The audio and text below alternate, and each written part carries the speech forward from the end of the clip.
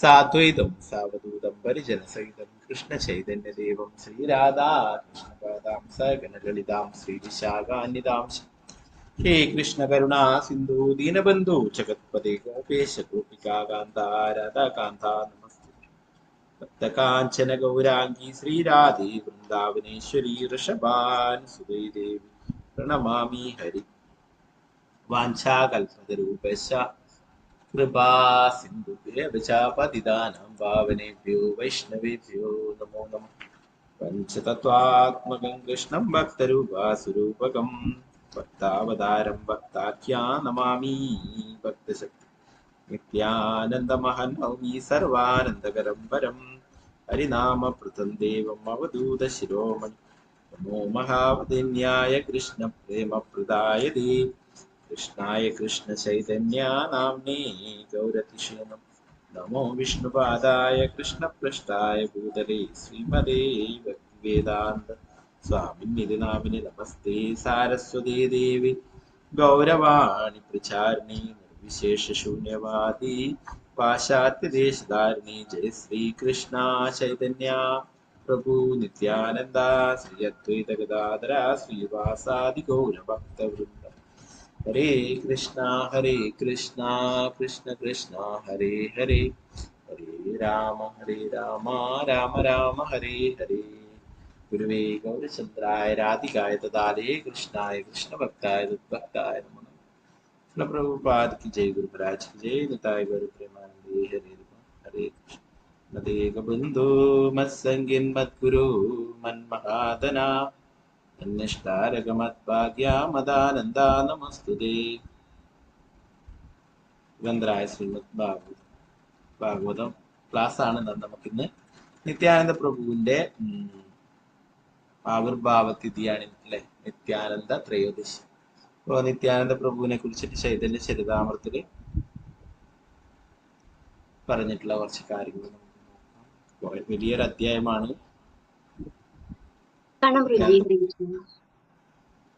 നിത്യാനന്ദ പ്രഭുവിന്റെ ലീലകളെ കുറിച്ച് പറയുന്നത് വലിയൊരു ചാപ്റ്ററാണ്. നമുക്ക് ഒരു ദിവസം കൊണ്ട് തീരുവാന്നറിയില്ല, നമുക്ക് നോക്കാം. പറ്റുമെങ്കിൽ നാളെയും കൂടി ആക്കിയിട്ട് നമുക്ക് തീർക്കാം. 230 ശ്ലോകങ്ങൾ ഉണ്ട്. മദജി സ്ക്രീന് കാണാവോ? ഹരേ കൃഷ്ണ. ഹരേ കൃഷ്ണ. ഓക്കെ, അപ്പോ ഇന്ന് ശ്ലോകം ചൊല്ലലില്ല. നമുക്ക് നിത്യാനന്ദ പ്രഭുവിന്റെ പ്രണാമ മന്ത്രമുണ്ട്, അത് എല്ലാവർക്കുമായിട്ടൊരു 3 പ്രാവശ്യം ചൊല്ലാം. എന്നിട്ട് ക്ലാസ്സിലേക്ക് കടക്കാം. ഓക്കെ, നിത്യാനന്ദ പ്രഭു എന്ന് പറയുന്നത് ആദിഗുരു സശാൽ ബൽരാമൻ തന്നെയാണ്. ഭഗവാന്റെ ആദ്യത്തെ വിസ്തരണമാണ് ബൽരാമൻ അല്ലെ. ഓ, ഭഗവാൻ എങ്ങനെയാണോ ഭഗവാന് വേണ്ടിയിട്ട് എല്ലാ സേവനങ്ങളും ബൽരാമൻ ചെയ്തിട്ടുള്ളത്, അതേപോലെ തന്നെ അതേ ഭഗവാൻ തന്നെ ശ്രീ ചൈതന്യ മഹാപ്രഭുവായിട്ട് അവതരിച്ചപ്പോൾ അതേ ബലരാമനാണ് ഇവിടെ നിത്യാനന്ദ പ്രഭുവായിട്ട് അവതരിച്ചിട്ടുള്ളത്. അതിനെ കുറിച്ച് ചൈതന്യ ചരിതാമത്തിൽ പറയുന്നുണ്ട്, നമുക്ക് നോക്കാം. അതിൽ പറയുന്നു, ചൈതന്യ ചരിതാമത്തിൽ പറയുന്നു, സേ കൃഷ്ണ നവദ്വീപേ ശ്രീ ചൈതന്യ ചന്ദ്ര സേ ബലരാമ സംഘേ ശ്രീ നിത്യാനന്ദ. ആദിപുരുഷനായ ശ്രീകൃഷ്ണ ഭഗവാൻ നവദ്വീപിൽ ചൈതന്യ മഹാപ്രഭുവായും ബലരാമൻ അവിടുത്തിനൊപ്പം നിത്യാനന്ദ പ്രഭുവായും ആവിർഭവിച്ചു. അതേ ബലരാമൻ തന്നെയാണ് നിത്യാനന്ദ പ്രഭുവായിട്ട് ഇവിടെ ലീലകൾ ചെയ്യാനായിട്ട് ചൈതന്യ മഹാപ്രഭുവിന്റെ കൂടെ വന്നിട്ടുള്ളത്. അപ്പൊ നിത്യാനന്ദ പ്രഭു എന്ന് പറയുന്നത് ഗുരുതത്വം, പരം ഗുരു, ആദി ഗുരു എന്ന് പറയുന്നത് നിത്യാനന്ദ പ്രഭുവാണ്. അപ്പൊ ആ നിത്യാനന്ദ പ്രഭുവിന്റെ പ്രതീതിയാണ് ആധ്യാത്മിക ഗുരുക്കൻ. ഗുരു എന്ന് പറയുന്നത് സാക്ഷാൽ ബലരാമന്റെ തന്നെ, നിത്യാനന്ദ പ്രഭുവിന്റെ തന്നെ പ്രതീതിയായിട്ടുള്ളതാണ്. അപ്പൊ പല ലീലകളിലും നമുക്ക് കാണാം, ഗുരുവിന്റെ കാരുണ്യത്തിലൂടെ മാത്രമേ ഭഗവാന്റെ കാരുണ്യം നേടാനായിട്ട്. എന്തിനേറെ ഏറ്റവും പതീതരായിട്ടുള്ളവരെ ഉദ്ധരിക്കുന്നതിൽ ചൈതന്യ മഹാപ്രഭുവിനേക്കാളും കാരുണ്യമാണ് നിത്യാനന്ദ പ്രഭുവിനെ എന്ന് പറയുന്നത്. ജഗായി മതായിക്ക് നേരെ ചൈതന്യ മഹാപ്രഭു സുദർശനം എടുക്കുകയുണ്ടായി അല്ലെ. ഭഗവാൻ തന്നെയാണ് സുദർശന ചക്രം എടുത്തിട്ട് ജഗായി മതായിനെ നിഗ്രഹിക്കുവാനായിട്ട് ശ്രമിക്കുന്നത്. എന്നാൽ അവരോട് പോലും കാരുണ്യം കാണിക്കുവാനായിട്ട് നിത്യാനന്ദ പ്രഭു അപേക്ഷിച്ചു. ആ നിത്യാനന്ദ പ്രഭുവിന്റെ കാരുണ്യം കൊണ്ട് ജഗായി മതായിക്കൊക്കെ കാരുണ്യം. കൃഷ്ണദാസ് കവിരാജ് ഗോസ്വാമി ചൈതന്യ ചരിതാമൃതം എഴുതിയുള്ള കൃഷ്ണദാസ് കവിരാജ് ഗോസ്വാമി പറയുന്നു, ഞാൻ ജഗായി മതായിനേക്കാളും പതീതനായിട്ടുള്ളതാണ്. ഞാൻ മരത്തില് ഒരു കൃമിയേക്കാളും താഴ്ന്നവനാണ്. അതുകൊണ്ട് എന്നോട് കാരുണ്യം കാണിക്കണം. ഏറ്റവും പതീതരായിരിക്കുന്നവരോടാണ് നിത്യാനന്ദ പ്രഭു അതീവ കാരുണ്യം കാണിക്കുന്നത്. ഓക്കെ, അപ്പൊ നമുക്ക് നിത്യാനന്ദ പ്രഭുവിന്റെ ആ പ്രണാമങ്ങൾ ഒരു 3 പ്രാവശ്യം ചൊല്ലിയിട്ട് നമുക്ക് ക്ലാസ്സിലേക്ക് കിടക്കാം.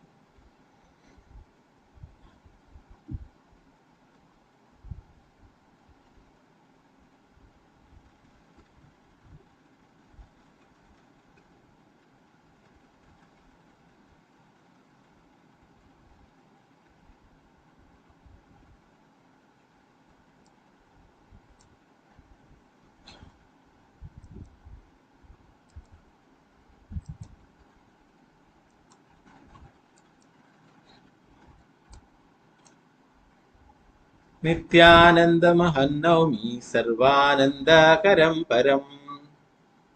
ചൊല്ലിക്കോളൂ.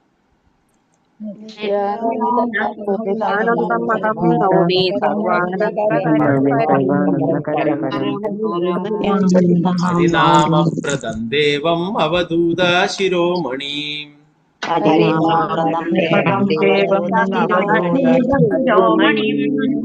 നിത്യാനന്ദമഹന്നൗമി സർവാനന്ദകരം പരം.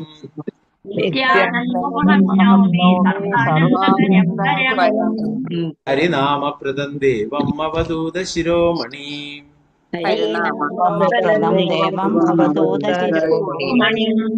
നിത്യാനന്ദമഹന്നൗമി സർവാനന്ദകരം പരം.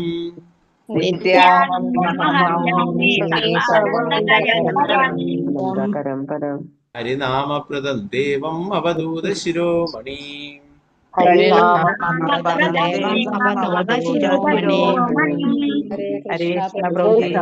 കൃഷ്ണ. ഹരേ കൃഷ്ണ. വളരെ പ്രധാനപ്പെട്ട ഒരു നിത്യാനന്ദ പ്രഭുവിനോടുള്ള പ്രാർത്ഥനയാണ്. നമുക്കതിന്റെ വിവർത്തനം നോക്കാം. ശ്രീകൃഷ്ണ ഭഗവാന്റെ ദിവ്യനാമങ്ങൾ വേണ്ടുവോളം വിതരണം ചെയ്യുന്ന ഇതിലൂടെ സർവ്വജനങ്ങൾക്കും അത്യുന്നതമായ പരമാനന്ദത്തെ പ്രദാനം ചെയ്യുന്ന അവധൂതന്മാരുടെ എല്ലാം ശിരോരത്നമായിട്ടുള്ള പരമപുരുഷനായ നിത്യാനന്ദ പ്രഭുവിനെ ഞാൻ പ്രണമിക്കുന്നു.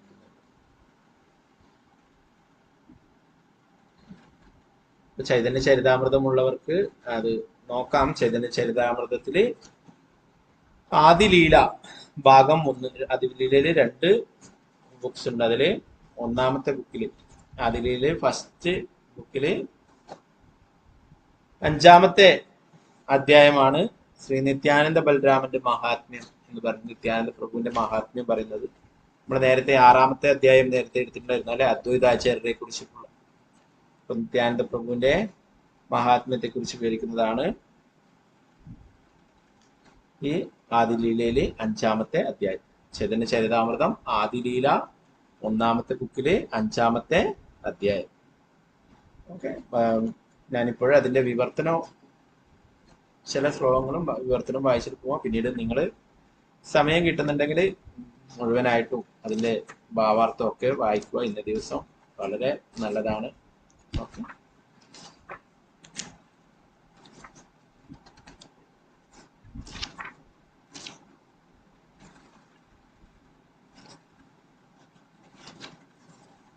അതിന്റെ സമ്മറി വായിച്ചിട്ട് പോവാം. അധ്യായം 5 ശ്രീ നിത്യാനന്ദ ബലരാമന്റെ മഹാത്മ്യം. ഈ അധ്യായം മുഖ്യമായും ശ്രീ നിത്യാനന്ദ പ്രഭുവിന്റെ മൗലിക സ്വഭാവവും മഹിമാനങ്ങളും വിവരിക്കുന്നതിനായി സമർപ്പിച്ചിരിക്കുന്നു. ശ്രീകൃഷ്ണ ഭഗവാൻ പരമനിർവേശ സത്യവും അവിടുത്തെ ലീലകൾക്ക് വേണ്ടിയുള്ള പ്രഥമ വിസ്തരണം ശ്രീ ബലരാമനുമാണ്. പരിമിതമായി ഭൗതിക ലോകത്തിന് മുകളിലാണ് ആധ്യാത്മിക ആകാശം അഥവാ പരമവ്യോമം. അതിൽ അനേകം ആത്മീയ ഗ്രഹങ്ങളുണ്ട്. അവയിൽ പരമോന്നതമായതിനെ കൃഷ്ണലോകം എന്ന് വിളിക്കുന്നു. ഈ ധാമത്തിന് ദ്വാരകയെന്നും മധുരയെന്നും ഗോകുലം എന്നും അറിയപ്പെടുന്ന 3 വിഭാഗങ്ങളുണ്ട്. ആ ധാമത്തിൽ ഭഗവാൻ സ്വയം 4 സമഗ്ര രൂപങ്ങളായി വിസ്തരിക്കുന്നു. കൃഷ്ണൻ, ബലരാമൻ, പ്രത്യുപ്നൻ, അനിരുദ്ധൻ. അവർ ചതുർവ്യൂഹങ്ങൾ എന്നറിയപ്പെടുന്നു. കൃഷ്ണലോകത്തിൽ ശ്വേതദ്വീപം അഥവാ വൃന്ദാവനം എന്നറിയപ്പെടുന്ന അത്യുത്കൃഷ്ടമായ ഒരു സ്ഥലമുണ്ട്. പരമവ്യോമത്തിൽ കൃഷ്ണലോകത്തിന് താഴെയാണ് വൈകുണ്ഠ ലോകങ്ങൾ. ഓരോ വൈകുണ്ഠ ലോകത്തിനും ആദ്യത്തെ ചതുർവ്യൂഹത്തിൽ നിന്നും വിസ്തരിച്ച ചതുർഭുജനായ ഒരു നാരായണൻ സന്നിഹിതനാണ്. കൃഷ്ണലോകത്തിലെ ബലരാമനാണ് ആദി സംഘർഷണൻ. ഈ സംഘർഷണനിൽ നിന്നും വൈകുണ്ഠ ലോകങ്ങളിൽ ഒന്നിൽ അധിവസിക്കുന്ന മഹാസംഘർഷണൻ എന്ന നാമമുള്ള മറ്റൊരു സംഘർഷണൻ വിസ്തരിക്കുന്നു. നിത്യമുക്തരായ ആത്മാക്കൾ വസിക്കുന്ന ആത്മീയ ലോകത്തിലെ സർവ്വ ഗ്രഹങ്ങളും തന്നുടെ അന്തരംഗ ശക്തിയാൽ പരിപാലിക്കുന്ന മഹാസംഘർഷനാണ്. അവിടെ ഭൗതിക ശക്തിക്ക് സ്വാധീനമില്ല തന്നെ. ആ ലോകങ്ങളിൽ രണ്ടാം ചതുർവ്യൂഹ വിസ്തരണം സന്നിഹിതമാണ്. വൈകുണ്ഠ ലോകങ്ങൾക്ക് വെളിയിലാണ് ബ്രഹ്മലോകം എന്നറിയപ്പെടുന്ന ശ്രീകൃഷ്ണന്റെ അരൂപമായ ആവിഷ്കാരം. ബ്രഹ്മലോകത്തിന്റെ മറുവശത്ത് കാരണസമുദ്രം സ്ഥിതി ചെയ്യുന്നു. കാരണസമുദ്രത്തിന്റെ മറുവശത്ത് അതിനെ സ്പർശിക്കാത്ത ഭൗതിക ശക്തി നിലനിൽക്കുന്നു. കാരണസമുദ്രത്തിലാണ് സംകൃഷ്ണനിൽ നിന്നുള്ള ആദ്യ പുരുഷ വിസ്തരണമായ മഹാവിഷ്ണു ശയിക്കുന്നത്. മഹാവിഷ്ണു ഭൗതിക ശക്തിയെ കടാക്ഷിക്കുകയും അവിടുത്തെ പ്രതിഫലനത്താൽ അവിടുന്ന് സ്വയം ഭൗതിക ഘടകങ്ങളായി സംയോജിക്കുകയും ചെയ്യുന്നു. ഭൗതിക ദ്രവ്യങ്ങളുടെ ഉത്ഭവം എന്ന നിലയിൽ ഭൗതിക ശക്തിയെ പ്രധാനം എന്ന് വിളിക്കുന്നു. ഭൗതിക ആവിഷ്കാരങ്ങളുടെ പ്രഭവം എന്ന നിലയിൽ അത് മായ എന്നും അറിയപ്പെടുന്നു. പക്ഷേ ഭൗതിക പ്രകൃതിക്ക് സ്വതന്ത്രമായി ഒന്നും ചെയ്യാനുള്ള ശക്തിയില്ല എന്ന അർത്ഥത്തിൽ മായാശക്തി നിശ്ചേഷ്ടയാണ്. അവൾ മഹാവിഷ്ണുവിന്റെ കടാക്ഷത്താൽ ഭൗതിക പ്രപഞ്ചത്തെ പ്രത്യക്ഷമാക്കാൻ ഭാരമേൽപ്പിക്കപ്പെട്ടവളാണ്. അതുകൊണ്ട് സൃഷ്ടിയുടെ മൂലഹേതു ഭൗതിക ശക്തിയല്ല, മറിച്ച് ഭൗതിക പ്രകൃതിക്ക് മേലുള്ള മഹാവിഷ്ണുവിന്റെ അതീന്ദ്രിയമായ കടാക്ഷം ഭൗതിക പ്രപഞ്ചത്തെ സൃഷ്ടിക്കുന്നു. അതിനുശേഷം മഹാവിഷ്ണു എല്ലാ ജീവസത്തകളുടെയും സംഭരണിയായ ഗർഭോദകശായി വിഷ്ണുവായി എല്ലാ ബ്രഹ്മാണ്ടങ്ങളിലും പ്രവേശിക്കുന്നു. ഗർഭോദകശായി വിഷ്ണുവിൽ നിന്നും ജീവസത്തകളുടെ പരമാത്മാവായ ക്ഷീരോദകശായി വിഷ്ണു വിസ്തരിക്കുന്നു. ഗർഭോദകശായി വിഷ്ണുവിനും ഓരോ ബ്രഹ്മാണ്ടത്തിനുള്ളിൽ സ്വന്തം വൈകുണ്ഠ ഗ്രഹമുണ്ട്. അവിടെ പരമാത്മാവായി അഥവാ പരമനിയന്താവായി അവിടുന്ന് നിവസിക്കുന്നു. ഗർഭോദകശായി വിഷ്ണു പ്രപഞ്ചത്തിന്റെ ജലം നിറഞ്ഞ ഭാഗത്ത് ശയിക്കുകയും ലോകത്തിലെ ആദ്യത്തെ ജീവസത്തയായ ബ്രഹ്മാവിനെ സൃഷ്ടിക്കുകയും ചെയ്യുന്നു. വിശ്വരൂപം ഗർഭോദകശായി വിഷ്ണുവിന്റെ ഒരു ഭാഗിക ആവിഷ്കാരമാണ്. ഓരോ ബ്രഹ്മാണ്ടത്തിനും ഉള്ളിലുള്ള വൈകുണ്ഠ ഗ്രഹത്തിൽ ഒരു ക്ഷീരസാഗരമുണ്ട്. ആ സാഗരത്തിൽ വിഷ്ണു ഭഗവാൻ നിവസിക്കുന്ന ശ്വേതദ്വീപ് എന്ന് വിളിക്കുന്ന ഒരു ദ്വീപമുണ്ട്. അതുകൊണ്ട് ഈ അധ്യായം രണ്ട് ശ്വേതദ്വീപുകളെ പ്രതിപാദിക്കുന്നു. ഒന്ന് കൃഷ്ണലോകത്തിലെ ശ്വേതദ്വീപും മറ്റേത് ഓരോ ബ്രഹ്മാണ്ടത്തിലെയും ക്ഷീരസാഗരത്തിലെ ശ്വേതദ്വീപ്. കൃഷ്ണധാമത്തിലെ ശ്വേതദ്വീപ് തന്റെ പ്രിയപ്പെട്ട ലീലകളാടാൻ കൃഷ്ണൻ പ്രത്യക്ഷപ്പെട്ട വൃന്ദാവനത്തിൽ നിന്നും വ്യത്യസ്തമല്ല. ഓരോ ബ്രഹ്മാണ്ടത്തിലെയും ശ്വേതദ്വീപുകൾ വിഷ്ണുവിന്റെ ഛത്രം, പാതുകങ്ങൾ, ശയ്യ, തലയണകൾ, വസ്ത്രങ്ങൾ, വസതി, പൂണൂൽ, സിംഹാസനം മാതിരി ആയവകളുടെ രൂപങ്ങളിൽ അവിടുന്ന് സേവനം ചെയ്യുന്ന ഭഗവാന്റെ ശേഷരൂപവുമുണ്ട്. ഈ ശ്വേതദ്വീപ് ഗോലോക വൃന്ദാവനത്തിലുള്ള ഭഗവത് ധാമത്തിലുള്ള ശ്വേതദ്വീപാണ് ഇവിടെ നവദ്വീപായിട്ട് ഭഗവാൻ ഇവിടെ സൃഷ്ടിച്ചിട്ടുള്ളത്. ശ്വേതദ്വീപിന്റെ എങ്ങനെയാണോ ഗോലോക വൃന്ദാവനത്തിന്റെ അതേ പതിപ്പായിട്ട് ഇവിടെ ഭൗമ വൃന്ദാവനം ഉള്ളത്, അതുപോലെ തന്നെയാണ് ശ്വേതദ്വീപിന്റെ അതേ പതിപ്പാണ് നവദ്വീപ് എന്ന് പറയുന്നത്. ഇത് ശ്രീ ചൈതന്യ മഹാപ്രഭുവിന്റെ ലീലകൾ ആടാനായിട്ട് രാധാറാണി സൃഷ്ടിച്ചിട്ടുള്ളത്. കൃഷ്ണലോകത്തിലെ ബലദേവൻ തന്നെയാണ് നിത്യാനന്ദ പ്രഭു. അതുകൊണ്ട് നിത്യാനന്ദ പ്രഭു ആദി സംഘർഷനാകുന്നു. മഹാസംഘർഷനും ഭൗതിക പ്രപഞ്ചങ്ങളിലെ അവിടുത്തെ പുരുഷ വിസ്തരണങ്ങളുമെല്ലാം ഈ നിത്യാനന്ദ പ്രഭുവിന്റെ സമഗ്ര വിസ്തരണങ്ങളാണ്. ഈ അധ്യായത്തിൽ ഗ്രന്ഥകർത്താവ് വീട് ഉപേക്ഷിച്ച് വൃന്ദാവനത്തിലേക്ക് തീർത്ഥയാത്ര പോയതും അവിടെ അദ്ദേഹം നേടിയ സർവ്വ വിജയങ്ങളുടെ ചരിത്രവും വിവരിക്കുന്നു. ഗ്രന്ഥകർത്താവിന്റെ പിതൃഗ്രഹവും ജന്മസ്ഥലവും കട്വ ജില്ലയിൽ നൈഹാട്ടിക്ക് സമീപത്തുള്ള ശ്യാമടപുരം ഗ്രാമത്തിലായിരുന്നുവെന്ന് വിവരണത്തിൽ വെളിപ്പെടുത്തി. കൃഷ്ണദാസ് കവിരാജിന്റെ സഹോദരൻ അദ്ദേഹത്തിന്റെ ഭവനത്തിലേക്ക് നിത്യാനന്ദ പ്രഭുവിന്റെ ഒരു മഹാഭക്തനായിരുന്ന ശ്രീ മീനകേതന രാമദാസനെ ക്ഷണിക്കേണ്ട. എന്നാൽ ഗുണാർണവ മിശ്ര എന്ന പുരോഹിതൻ അദ്ദേഹത്തെ യഥാവിധി സ്വീകരിക്കാതിരിക്കുകയും കൃഷ്ണദാസന്റെ സഹോദരൻ നിത്യാനന്ദ പ്രഭുവിന്റെ മഹത്വങ്ങൾ തിരിച്ചറിയാൻ കഴിയാത്ത പുരോഹിതന്റെ പക്ഷം പിടിക്കുകയും ചെയ്തു. അതുമൂലം ദുഃഖിതനായ രാമദാസൻ തന്നുടെ പുലാങ്കുഴൽ ഉടച്ച ശേഷം അവിടെ വിട്ടുപോയി. കൃഷ്ണദാസ് കവിരാജ് ഗോസ്വാമിയുടെ സഹോദരൻ ഇതൊരു വലിയ ദുരന്തമായിരുന്നു. ആ രാത്രിയിൽ തന്നെ നിത്യാനന്ദ പ്രഭു കൃഷ്ണദാസ് കവിരാജ് ഗോസ്വാമിയെ സ്വപ്നത്തിൽ വന്ന് അനുഗ്രഹിക്കുകയും അടുത്ത ദിവസം തന്നെ വൃന്ദാവനത്തിലേക്ക് പുറപ്പെടാൻ ആജ്ഞ നൽകുകയും ചെയ്തു. ബംഗാളിൽ നിന്നും വൃന്ദാവനത്തിലേക്ക് വന്നിട്ടുള്ളതാണ് കൃഷ്ണദാസ് കവിരാജ് ഗോസ്വാമി. അല്ലെ, നമ്മൾ നേരത്തെ കൃഷ്ണദാസ് കവിരാജ് ഗോസ്വാമികളെ കുറിച്ച് നേരത്തെ കൂടുതൽ ചർച്ച ചെയ്തിട്ടുണ്ടായിരുന്നു. അല്ലെ, 90-ലേറെ വയസ്സുള്ളപ്പോൾ, 95ഓളം വയസ്സ് പ്രായമുള്ളപ്പോഴാണ് ഇവിടെ ഈ ചൈതന്യ ചരിതാമൃതം എഴുതിയിട്ടുണ്ടായിരുന്നത്.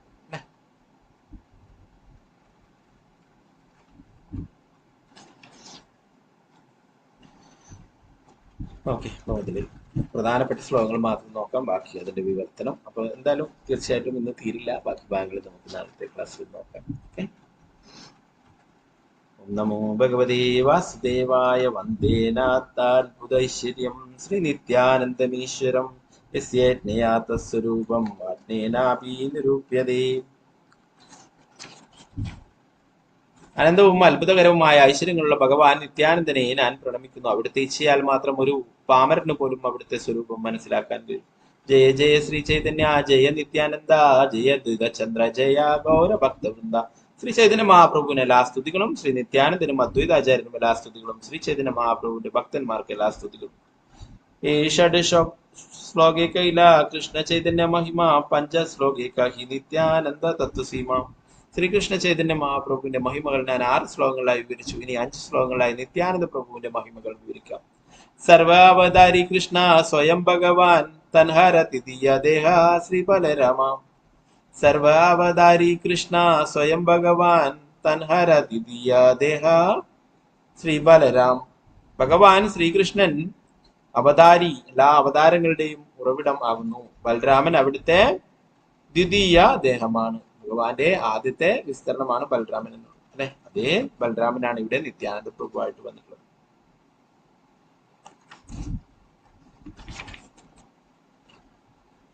ഇവർ രണ്ടും ഒരേ സ്വരൂപം തന്നെയാണ്, രൂപത്തിൽ മാത്രമാണ് ഇവർ തമ്മിൽ വ്യത്യസ്തർ. ബലരാമൻ കൃഷ്ണന്റെ പ്രഥമ രൂപവിസ്തരണമാകുന്നു, അവിടുന്ന് കൃഷ്ണലീലകളിൽ സഹായിക്കുകയും ചെയ്യുന്നു. സേയ് കൃഷ്ണ നവദീപേ ശ്രീ ചൈതന്യ ചന്ദ്ര, സേയ് ബലരാമ സംഗേ ശ്രീ നിത്യാനന്ദ. ആദിപുരുഷനായ ശ്രീകൃഷ്ണൻ നവദ്വീപിൽ ചൈതന്യ മഹാപ്രഭുവായിട്ടും ബലരാമൻ അവിടുന്നിനൊപ്പം നിത്യാനന്ദ പ്രഭുവായും ആവിർഭവിച്ചു. സംഘർഷണ കാരണോദയായി ഗർഭോദശായി ച പയോബ്ദിശായി ശേഷാശ യസ്യാംശ കലാസ നിത്യാനന്ദ ആഖ്യരാമ ശരണം മമാസ്തു. ശ്രീ നിത്യാനന്ദരാമൻ എന്റെ നിരന്തര സ്മരണയ്ക്കുള്ള വിഷയമാകട്ടെ. സംഘർഷനും അനന്തശേഷനും കാരണ ഗർഭ ക്ഷീരസാഗരങ്ങളിൽ ശയിക്കുന്ന വിഷ്ണുവെല്ലാം അവിടുത്തെ സമഗ്ര അംശങ്ങളും അംശങ്ങളുടെ അംശങ്ങളുമാവുന്നു.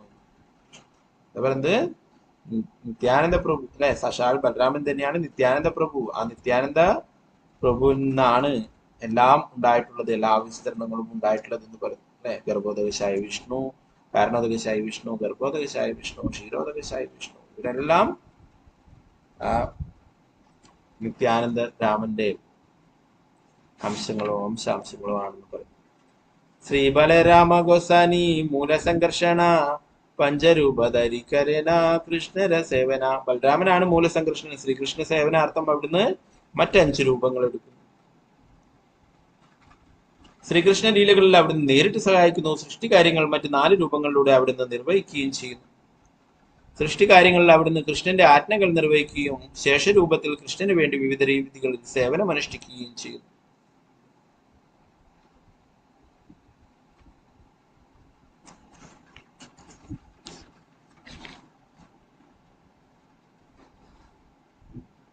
സർവരൂപേ ആസ്വാദയേ കൃഷ്ണ സേവാനന്ദ സേയ് ബലരാമ ഗൗരംഗ സംഘേ നിത്യാനന്ദ. എല്ലാ രൂപങ്ങളിലും അവിടുന്ന് കൃഷ്ണന്റെ അതീന്ദ്രിയ സേവാനന്ദം അനുഭവിക്കുന്നു.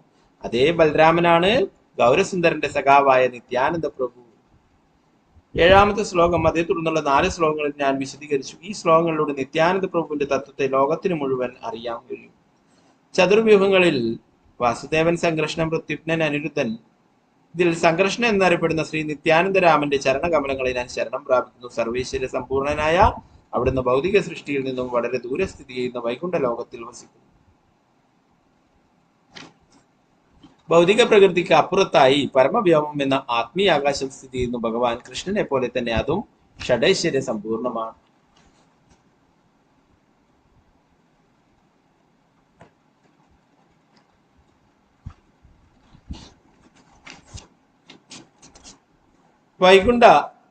വൈകുണ്ഠാദി ധാമങ്ങൾ സർവ്വവ്യാപിയും അനന്തവും പരമോന്നതവുമാണ്. അതാണ് ശ്രീകൃഷ്ണന്റെയും അവിടുത്തെ അവതാരങ്ങളുടെയും വസതി. ആ ആധ്യാത്മിക ആകാശത്തിലെ ഏറ്റവും ഉയർന്ന മേഖലയിലാണ് കൃഷ്ണലോകം എന്ന് വിളിക്കുന്ന ഗ്രഹം ഉള്ളത്. അതിന് 3 വിഭാഗങ്ങളുണ്ട്: ദ്വാരക, മധുര, ഗോകുലം. എല്ലാറ്റിലും വെച്ച് ഉന്നതമായ ഗോകുലം വ്രജമെന്നും ഗോലോകരമെന്നും ശ്വേതദ്വീപെന്നും വൃന്ദാവനെന്നും വിളിക്കപ്പെടുന്നു.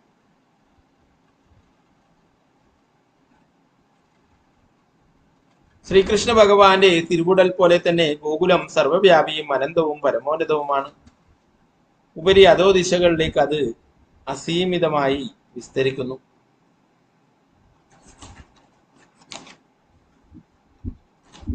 ഈ ധാമം ഭൗതിക ലോകത്തിൽ പ്രത്യക്ഷപ്പെടുന്നത് കൃഷ്ണ ഭഗവാന്റെ ഇച്ഛയാലാണ്. അത് ആദിമ ഗോകുലത്തിൽ നിന്നും അഭിന്നമാണ്. അവ രണ്ട് വ്യത്യസ്ത ഉടലുകളല്ല. അവിടുത്തെ ഭൂമി ചിന്താമണി രത്നവും വനങ്ങൾ കൽപ്പവൃക്ഷ നിബിഡവുമാണ്. എങ്കിലും ഭൗതിക നേത്രങ്ങൾ അതിനെ ഒരു സാധാരണ സ്ഥലമായി കാണുന്നു.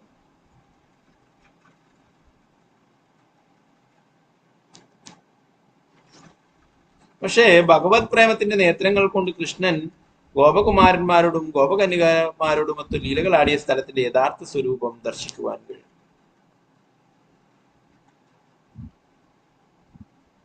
ചിന്താമണി പ്രകര സത്മസു കൽപ്പവൃഷാലശാവൃതേഷു സുരഭീരഭിപാലയന്തം രശ്മി സഹസ്രശത സംഭ്രമ സേവ്യമാനം ഗോവിന്ദമാദിപുരുഷം തമഹം ഭജാമി. ആധ്യാത്മിക രത്നങ്ങളാൽ നിർമ്മിക്കപ്പെട്ടതും ലക്ഷോപലക്ഷം കൽപ്പവൃക്ഷങ്ങളാൽ ചുറ്റപ്പെട്ടതുമായ ധാമത്തിൽ എല്ലാ ആഗ്രഹങ്ങളും പൂർത്തീകരിക്കുന്ന സുരഭി പശുക്കളെ മേയ്ക്കുന്ന ആദിപുരുഷനായ ഗോവിന്ദനെ ഞാൻ ഭജിക്കുന്നു. അവിടുന്ന് എല്ലായ്പ്പോഴും കോടിക്കണക്കിന് ഐശ്വര്യ ദേവതമാരാൽ അത്യന്തം ഭക്തി ആദരങ്ങളോട് സേവിക്കപ്പെടുന്നു. ബ്രഹ്മസമേതയിലുള്ള പ്രാർത്ഥന.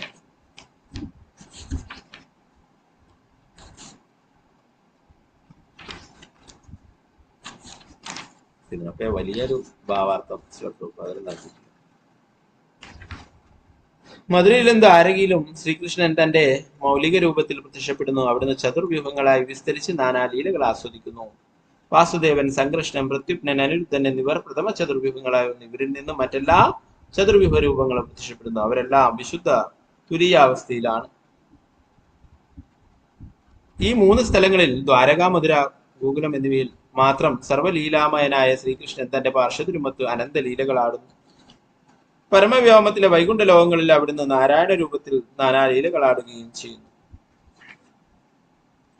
ശ്രീകൃഷ്ണന്റെ സ്വന്തം രൂപം ദ്വിഭുജമാണ്. എന്നാൽ നാരായണ രൂപത്തിൽ അവിടുന്ന് 4 കൈകളുണ്ട്. ചതുർഭുജങ്ങളിൽ ശംഖ്, ചക്ര, ഗദാ, പത്മം എന്നിവയേന്തിയ ഭഗവാൻ ഐശ്വര്യപൂർണനാണ്. ശ്രീഭൂ നീലാശക്തികൾ അവിടുന്ന് പാദസേവനം ചെയ്തു.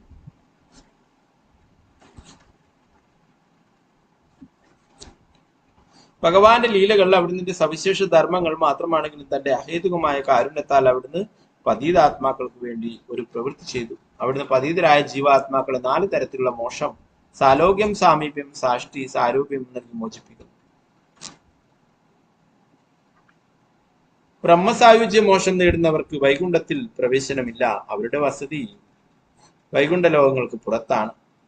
വൈകുണ്ഠ ലോകങ്ങൾക്ക് പുറത്ത് കൃഷ്ണ ഭഗവാന്റെ തിരുവുടലിൽ നിന്നുള്ള പരമോജ്വലമായ രശ്മികളാൽ തിളങ്ങുന്ന അന്തരീക്ഷമാണ്. ആ മേഖല സിദ്ധലോകം എന്ന് വിളിക്കപ്പെടുന്നു. അത് ഭൗതിക പ്രകൃതിക്ക് അതീതമാണ്. അതിന്റെ സ്വരൂപം ആധ്യാത്മികമാണെങ്കിലും അതിന് ആധ്യാത്മിക വൈവിധ്യങ്ങളില്ല. അത് സൂര്യൻ ചുറ്റുമുള്ള അവിതിരിക്തമായ തേജസ് പോലെയാണ്. എന്നാൽ സൂര്യന്റെ ഉള്ളിൽ സൂര്യദേവന്റെ രഥങ്ങളും കുതിരകളും ഇതര ഐശ്വര്യങ്ങളും ഉണ്ട്.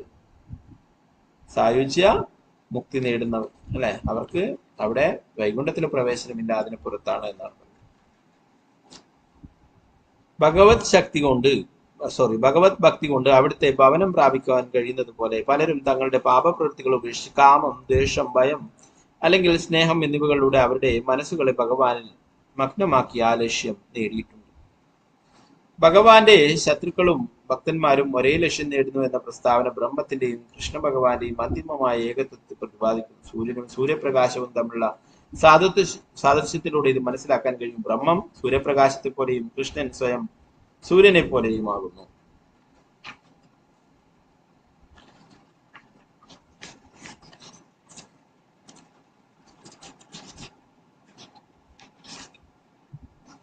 അപ്രകാരം പരമവ്യോമത്തിലെ ആത്മീയ ആകാശത്തിനുള്ളിൽ, ആത്മീയ ശക്തിക്കുള്ളിൽ നാനാവിധങ്ങളായ ലീലകളുണ്ട്. വൈകുണ്ഠ ഗ്രഹങ്ങൾക്ക് പുറത്ത് കാണപ്പെടുന്നത് അവ്യക്തിഗത ബ്രഹ്മജ്യോതിയുടെ പ്രതിഫലനമാണ്. അവ്യക്തിഗത ബ്രഹ്മ തേജസ് ഭഗവാന്റെ തേജോ കിരണങ്ങൾ മാത്രമാകുന്നു. സായുജ്യ മോക്ഷത്തിന് അർഹരായവർ ആ തേജസ്സിൽ ലയിക്കുന്നു. തമസിന്റെ മേഖലയ്ക്ക് അപ്പുറം സിദ്ധലോകം സ്ഥിതി ചെയ്യുന്നു. സിദ്ധന്മാർ അവിടെ ബ്രഹ്മനിർവൃതിയിൽ മഗ്നമായി വസിക്കുന്നു. ഭഗവാനാൽ വധിക്കപ്പെട്ട അസുരന്മാർ പോലും അതേ മേഖല പ്രാപിക്കുന്നു. ആ ആധ്യാത്മിക ആകാശത്തിൽ നാരായണന്റെ 4 വശത്തും ദ്വാരകയുടെ ചതുർവ്യൂഹ വിസ്തരണങ്ങളുടെ രണ്ടാമത്തെ വിസ്തരണങ്ങളാണ്.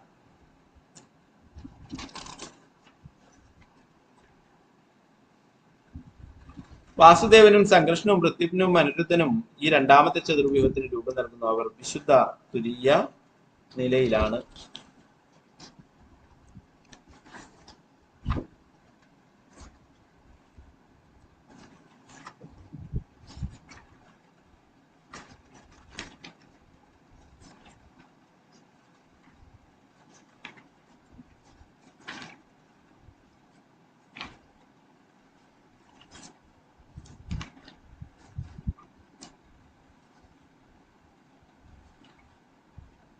അവിടെ ബലദേവന്റെ വ്യക്തിഗത രൂപഭേദമായ മഹാസംഘർഷണ ആധ്യാത്മിക ശക്തിയുടെ ആശ്രയമായി വർത്തിക്കുന്നു. അവിടുന്നാണ് സർവ്വകാരണങ്ങളുടെയും പ്രഥമ കാരണം. ആധ്യാത്മിക ശക്തിയുടെ ഒരു വിഭാഗം ലീലകളെ വിശുദ്ധ സത്വം എന്ന് വിളിക്കുന്നു. അതിൽ വൈകുണ്ഠ ധാമങ്ങൾ ഉൾക്കൊള്ളുന്നു. 6 ഐശ്വര്യ സവിശേഷതകളും ആധ്യാത്മികമാണ്. അവയെല്ലാം സംഘർഷണന്റെ ഐശ്വര്യങ്ങളുടെ ആവിഷ്കാരങ്ങളാണെന്ന് തീർച്ചയായും അറിയുന്നു. ജീവൻ എന്നറിയപ്പെടുന്ന ഒരു തടസ്സ ശക്തിയുണ്ട്. എല്ലാ ജീവന്മാരുടെയും ആശ്രയം മഹാസംഘർഷനാണ്.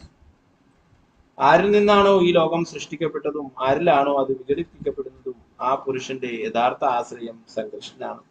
എല്ലാറ്റിന്റെയും ആശ്രയം അവിടുന്നാണ്.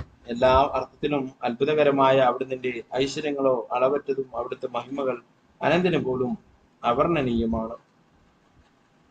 അതീന്ദ്രിയ വിശുദ്ധ സത്വമായ ആ സംഘർഷണൻ നിത്യാനന്ദ ബലരാമന്റെ ഭാഗിക വിസ്തരണമാണ്. 8ാം ശ്ലോകം ഞാൻ ചുരുക്കത്തിൽ വിവരിച്ചു കഴിഞ്ഞു. ഇപ്പോൾ ഞാൻ 9ാം ശ്ലോകം വിവരിക്കുന്നത് ശ്രദ്ധിച്ചാലും.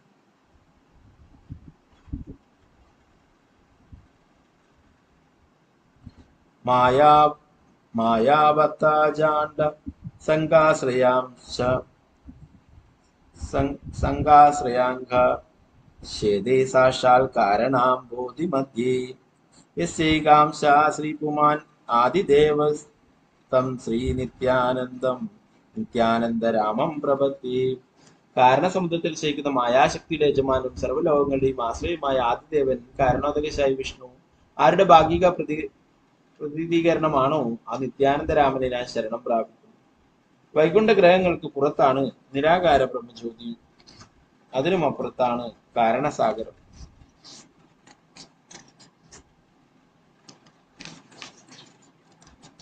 വൈകുണ്ഠത്തിന് ചുറ്റും അനന്തവും അളക്കാനാവാത്തതും അപാരവുമായ ഒരു ജലസമുദ്രമാണ്. വൈകുണ്ഠത്തിലെ ഭൂമി, ജലം, അഗ്നി, വായു, ആകാശം എന്നിവയെല്ലാം ആധ്യാത്മികമാണ്. ഭൗതിക തന്മാത്രകളെ അവിടെ കാണാൻ കഴിയില്ല. അതിനാൽ ആദിമകാരനായ കാരണസമുദ്രത്തിലെ ജലം ആധ്യാത്മികമാണ്. അതിന്റെ ഒരു തുള്ളി മാത്രമായ അവിശുദ്ധ ഗംഗ പതീതാത്മാക്കളെ ശുദ്ധീകരിക്കുന്നു. ആ സമുദ്രത്തിൽ സംഘർഷണ ഭഗവാന്റെ ഒരു സമഗ്ര അംശ വിസ്തരണം ശയിക്കുന്നു. സമഗ്ര ഭൗതിക ശക്തിയുടെ സൃഷ്ടാവും വിശ്വഹേതുവും ആദ്യ അവതാരവുമായ ആ പ്രഥമ പുരുഷാവതാരം മായയ്ക്കുമേൽ കടാക്ഷിക്കുന്നു. മായാശക്തി കാരണസമുദ്രത്തിന് പുറത്ത് സ്ഥിതി ചെയ്യുന്നു. മായയ്ക്ക് അതിന്റെ ജലത്തെ സ്പർശിക്കുവാനാവില്ല. മായയ്ക്ക് 2 വിധത്തിലുള്ള അവസ്ഥകളുണ്ട്. പ്രധാന എന്ന് വിളിക്കപ്പെടുന്ന പ്രകൃതിയാണ് അതിലൊന്ന്. ഇത് ഭൗതിക ലോകത്തിന്റെ ഘടക പദാർത്ഥങ്ങൾ ലഭ്യമാക്കുന്നു. പ്രകൃതി മന്ദവും നിശ്ചേദവുമായതിനാൽ അതിന് ഭൗതിക ലോകത്തിന്റെ കാരണമാകാൻ കഴിയില്ല. പക്ഷെ ജഡമായ ഭൗതിക പ്രകൃതിയിൽ അവിടുത്തെ ശക്തി ആവാഹിച്ചുകൊണ്ട് കൃഷ്ണ ഭഗവാൻ തന്റെ കാരുണ്യം പ്രകടിപ്പിക്കുന്നു. അപ്രകാരം പ്രകൃതി കൃഷ്ണ ഭഗവാന്റെ ശക്തിയാൽ ദ്വിതീയ കാരണമായി തീരുന്നു. അഗ്നിയുടെ ശക്തിയാൽ ഇരുമ്പ് ചുട്ടുപഴുക്കുന്നത് പോലെ. അതുകൊണ്ട് ഭൗതിക സൃഷ്ടിയുടെ ആദ്യ കാരണം ശ്രീകൃഷ്ണ ഭഗവാനാണ്. ആട്ടിൻകഴുത്തിലെ മുലക്കണ്ണുകൾ പോലെയാണ് പ്രകൃതി. ആ മുലക്കണ്ണുകൾക്ക് പാൽ ചുരത്താനാവില്ല. ഭൗതിക പ്രകൃതിയുടെ മായാവിഭാഗമാണ് പ്രപഞ്ച സൃഷ്ടിയുടെ നേരിട്ടുള്ള കാരണം. പക്ഷേ അതിനും യഥാർത്ഥ കാരണമാകാൻ കഴിയില്ല. എന്തുകൊണ്ടെന്നാൽ മൂലകാരണം ഭഗവാൻ നാരായണനാണ്. ഒരു മൺകുടത്തിന്റെ യഥാർത്ഥ സൃഷ്ടാവ് കുംഭകാരനായിരിക്കുന്നത് പോലെ ഭൗതിക ലോകത്തിന്റെ സൃഷ്ടാവ് പ്രഥമ പുരുഷാവതാരം അഥവാ കാരണോദകശായി വിഷ്ണുവാണ്. കൃഷ്ണനാണ് യഥാർത്ഥ സൃഷ്ടാവ്. മായ അവിടുന്ന് ഉപകരണം എന്നതിന് സഹായിക്കുക മാത്രമേ ചെയ്യുന്നുള്ളൂ. കുംഭക്കാരന്റെ ചക്രവും മറ്റു ഉപകരണങ്ങളും ഒരു കുടത്തിന്റെ ഉപദാന കാരണങ്ങളാകുന്നത് പോലെ. പ്രഥമ പുരുഷൻ വിദൂരതയിൽ നിന്നും മായക്കുമേൽ ദൃഷ്ടിപാതം ചെയ്യുന്നു. അപ്രകാരം അവിടുന്ന് ജീവന്മാരാകുന്ന ബീജങ്ങളാൽ അവളെ ഗർഭവതിയാക്കുന്നു. അവിടുത്തെ ശരീരത്തിൽ നിന്നും രശ്മികൾ മായയുമായി സമ്മിശ്രപ്പെടുകയും അപ്രകാരം അവൾ അസംഖ്യം പ്രപഞ്ചങ്ങൾക്ക് ജന്മം നൽകുകയും ചെയ്യുന്നു.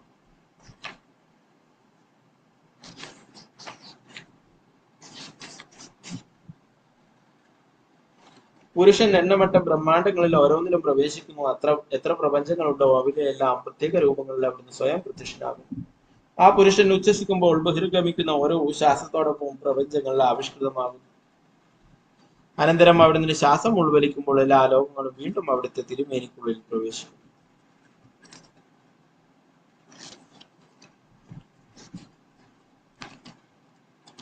പൊടിപടലങ്ങളുടെ പരമാണുകണങ്ങൾ ഒരു ജാലകപ്പഴുതിലൂടെ കടന്നു പോകുന്നത് പോലെ അനന്ത ബ്രഹ്മാണ്ഡ ജാലങ്ങൾ ആ പുരുഷന്റെ ത്വക്കിലെ സുഷിരങ്ങളിലൂടെ കടന്നു പോകുന്നു. 71-ാമത്തെ ശ്ലോകം. യസ്വൈഗനിശ്ചിതകാലം അവതാവലംബ്യ ജീവന്തി ലോമ വിലജാ ജഗദണ്ഡനാട വിഷ്ണുർമഹാൻ സ ഇഹ യസ്യ കലാവിശേഷോ ഗോവിന്ദമാദി പുരുഷോത്തമ. ബ്രഹ്മാക്കളും ഭൗതിക പ്രപഞ്ചങ്ങളുടെ ഇതര അതിദേവന്മാരും മഹാവിഷ്ണുവിന്റെ രോമകൂപങ്ങളിൽ നാം ആവിർഭവിക്കുകയും അവിടുത്തെ ഒരു ഉച്ഛ്വാസത്തിന്റെ സമയത്തോളം ജീവിക്കുകയും ചെയ്യുന്നു. അങ്ങനെയുള്ള മഹാവിഷ്ണു ആരുടെ വിസ്തരണമാണോ അതിപുരുഷനായ ആ ഗോവിന്ദനെ ഞാൻ ഭജിക്കുന്നു.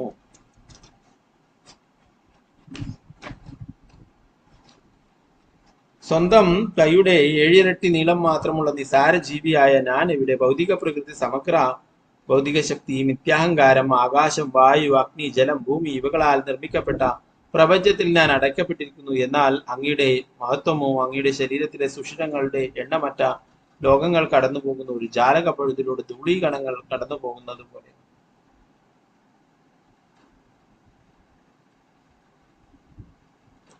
പൂർണ്ണതയുടെ ഒരു അംശത്തെ കല എന്ന് വിളിക്കുന്നു. ശ്രീ ബലരാമനാകട്ടെ ഗോവിന്ദന്റെ പ്രതിരൂപമാണ്. ബലരാമന്റെ സ്വവിസ്തരണത്തെ മഹാസംഘർഷൻ എന്ന് വിളിക്കുന്നു.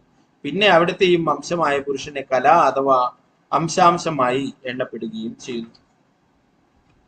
ഈ കലാവതാരം മറ്റെല്ലാ പുരുഷാവതാരങ്ങളുടെ സ്രോതസ്സും സർവ്വവ്യാപിയുമായ മഹാവിഷ്ണുവാണെന്ന് ഞാൻ പറയുന്നു. ഗർഭോദകശായിയും ക്ഷീരോദകശായിയും പുരുഷന്മാരെന്ന് വിളിക്കപ്പെടുന്നു. അവർ സർവ്വ ബ്രഹ്മാണ്ടങ്ങളുടെയും ധാമവും പ്രഥമ പുരുഷനുമായ കാരണോദകശായി വിഷ്ണുവിന്റെ വിസ്തരണങ്ങളാണ്. വിഷ്ണുവിനെ പുരുഷന്മാരെന്ന് വിളിക്കപ്പെടുന്ന 3 രൂപങ്ങളുണ്ട്. ആദ്യത്തേത് സമസ്ത ഭൗതിക ശക്തിയുടെയും സൃഷ്ടാവായ മഹാവിഷ്ണു, രണ്ടാമത്തേത് ഓരോ ബ്രഹ്മാണ്ടത്തിലും സ്ഥിതി ചെയ്യുന്ന ഗർഭോദകശായി വിഷ്ണു, മൂന്നാമത്തേത് ഓരോ ജീവസത്തയുടെയും ഹൃദയത്തിൽ സ്ഥിതി ചെയ്യുന്ന ക്ഷീരോദകശായി വിഷ്ണു. ഇവർ മൂവരെയും അറിയുന്ന ഒരുവൻ മായയുടെ പിടിയിൽ നിന്നു മോചിതനാകുന്നു.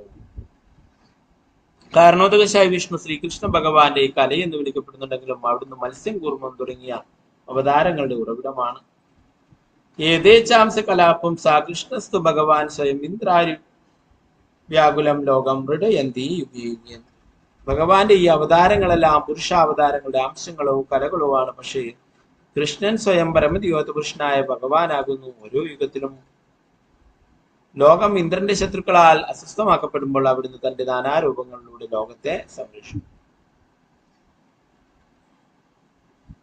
ശ്ലോകം ഭാഗവതത്തിൽ നിന്നുള്ളതാണ്. ആ പുരുഷൻ അഥവാ കാരണോദകശായി വിഷ്ണു സൃഷ്ടിസ്ഥിതി സംഹാരങ്ങളിൽ നിർവാഹകനാണ്. വിവിധ അവതാരങ്ങളിൽ സ്വയം പ്രതിഷ്ഠനാകുന്ന അവിടുന്ന് ലോകത്തിന്റെ പാലകനാണ്. മഹാപുരുഷൻ എന്നറിയപ്പെടുന്ന ഭഗവാന്റെ ആ അംശാവിഷ്കരണം സൃഷ്ടിസ്ഥിതി സംഹാരങ്ങൾക്കായി പ്രതിഷ്ഠനാകുന്നു. അവിടുന്ന് അവതാരം എന്ന് വിളിക്കപ്പെടുന്നു. ആ മഹാപുരുഷൻ പരമപുരുഷനായ ഭഗവാനിൽ നിന്നും അനന്യനാണ്. അവിടുന്ന് മൂലാവതാരവും മറ്റുള്ളവരുടെ എല്ലാം ബീജവും എല്ലാറ്റിന്റെയും ആശ്രയവുമാണ്. പുരുഷൻ അഥവാ മഹാവിഷ്ണു പരമ ദിവ്യോത്തമ പുരുഷനായ ഭഗവാന്റെ പ്രഥമ അവതാരമാണ്. കാലം, സ്വഭാവം, പ്രകൃതി, മനസ്സ്, പഞ്ചഭൂതങ്ങൾ, മിഥ്യാഹങ്കാരം, ത്രിഗുണങ്ങൾ, ഇന്ദ്രിയങ്ങൾ, വിശ്വരൂപം, സർവസാധന്തം, ചരാചരങ്ങൾ ഇവയെല്ലാം അവിടുന്ന് ഐശ്വര്യങ്ങളായി പിന്തുടർന്നു വരുന്നു. സൃഷ്ടിയുടെ പ്രാരംഭത്തിൽ ഭഗവാൻ സൃഷ്ടിക്ക് ആവശ്യമായ ദ്രവ്യങ്ങളുടെ അകമ്പടിയോടുകൂടി പുരുഷാവതാരമായി സ്വയം വിസ്തരിച്ചു. ആദ്യം സൃഷ്ടിക്ക് അനുയോജ്യമായ 16 മുഖ്യശക്തികളെ സൃഷ്ടിച്ചു. ഈ ഭൗതിക പ്രപഞ്ചങ്ങളുടെ ആവിഷ്കരണത്തിന് വേണ്ടിയായിരുന്നു ഇത്.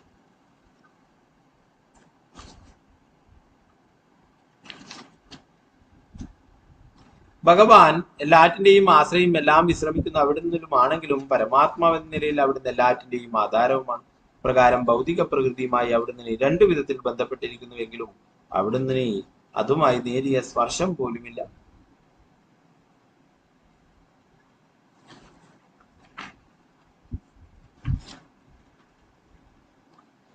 ഇതാണ് അവിടുത്തെ ഐശ്വര്യം. ഭൗതിക പ്രകൃതിയിൽ സ്ഥിതി ചെയ്യുമ്പോഴും അവിടുന്ന് പ്രകൃതി ഗുണങ്ങളാൽ ഒരിക്കലും ബാധിക്കപ്പെടാറുന്നില്ല. അതേപോലെ അവിടുന്ന് ശരണം പ്രാപിച്ചവരും അവരുടെ മുന്നിൽ ബുദ്ധി ഉറപ്പിച്ചവരും പ്രകൃതിയുടെ ഗുണങ്ങളിൽ സ്വാധീനിക്കപ്പെടുന്നില്ല. ആർക്കും ഉൾക്കൊള്ളാൻ കഴിയാത്തത്ര ശക്തിയുടെ ഉടമയാണ് നിർവേഷ സത്യമെന്ന് ഈ വിധത്തിൽ ഭഗവത്ഗീതയും വീണ്ടും വീണ്ടും പ്രസ്താവിക്കുന്നു. ശ്രീകൃഷ്ണ ഭഗവാൻ പറഞ്ഞു, ഞാൻ ഈ ഭൗതിക ലോകത്തിൽ സ്ഥിതി ചെയ്യും, ലോകം എന്നിൽ വിശ്രമിക്കുകയും ചെയ്യുന്നു. പക്ഷേ അതേസമയം വാസ്തവത്തിൽ ഞാൻ ഭൗതിക ലോകത്തിൽ സ്ഥിതി ചെയ്യുന്നില്ല, ലോകം എന്നിൽ വിശ്രമിക്കുന്നുമില്ല.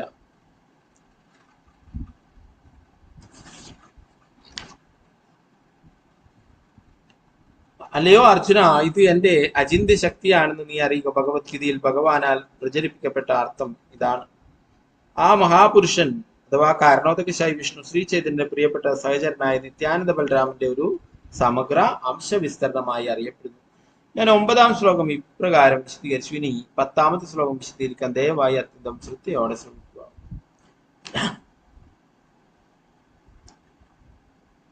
യസ്യാംശാംശ ശ്രീല ഗർഭോദശായി എന്നാഭ്യബ്ജം ലോക സംഘാതനാളം ലോക സൃഷ്ടു സുധികാമ ദാമദാതു തം ശ്രീ നിത്യാനന്ദ രാമം പ്രപദ്യേ. ഗർഭോദകശായി വിഷ്ണു ആരുടെ അംശാംശ വിസ്തരണമാണോ ആ നിത്യാനന്ദരാമനെ ഞാൻ ശരണം പ്രാപിക്കുന്നു. വിശ്വപ്രപഞ്ചത്തിന്റെ നിർമ്മാണ വിദഗ്ധനായ ബ്രഹ്മാവിന്റെ ജന്മസ്ഥലമായ താമര ഗർഭോദകശായി വിഷ്ണുവിന്റെ നാഭിയിൽ നിന്നും കരിക്കുന്നു. ആ താമരയുടെ നാളമാണ് ലോക സമുച്ചയങ്ങളുടെ വിശ്രമ സ്ഥാനം. ദശലക്ഷക്കണക്കിന് ബ്രഹ്മാണ്ടങ്ങളുടെ സൃഷ്ടിക്ക് ശേഷം പ്രഥമ പുരുഷൻ ശ്രീ ഗർഭോദകശായി വിഷ്ണുവായി അവയിൽ ഓരോന്നിലും പ്രവേശിച്ചു. പ്രപഞ്ചത്തിൽ പ്രവേശിച്ചപ്പോൾ വസിക്കുവാൻ ഒരു സ്ഥലവുമില്ലാത്ത വിധം എങ്ങും തിങ്ങി നിറഞ്ഞ അന്ധകാരം മാത്രമാണ് അവിടുന്ന് ദർശിച്ചത്. അതിനാൽ അവിടുന്ന് വിചിന്തനം ചെയ്യുവാൻ തുടങ്ങി. അപ്പോൾ അവിടുന്ന് സ്വശരീരത്തിലെ വിയർപ്പ് കൊണ്ട് ജലമുണ്ടാക്കുകയും ആ ജലത്തിൽ ബ്രഹ്മാണ്ടത്തിന്റെ പകുതി ഭാഗം നിറയ്ക്കുകയും ചെയ്തു. ബ്രഹ്മാണ്ടത്തിന്റെ അളവ് 500 ദശലക്ഷം യോജന അതിനാൽ അതിന്റെ നീളവും വീതിയും ഒരുപോലെയാണ്. ബ്രഹ്മാണ്ടത്തിന്റെ പകുതി ഭാഗം ജലത്താൽ നിറച്ച ശേഷം അവിടുന്ന് അവിടെ സ്വവസതി സ്ഥാപിക്കുകയും മറ്റൊരു പകുതിയിൽ 14 ലോകങ്ങൾ സൃഷ്ടിക്കുകയും ചെയ്തു. അവിടുന്ന്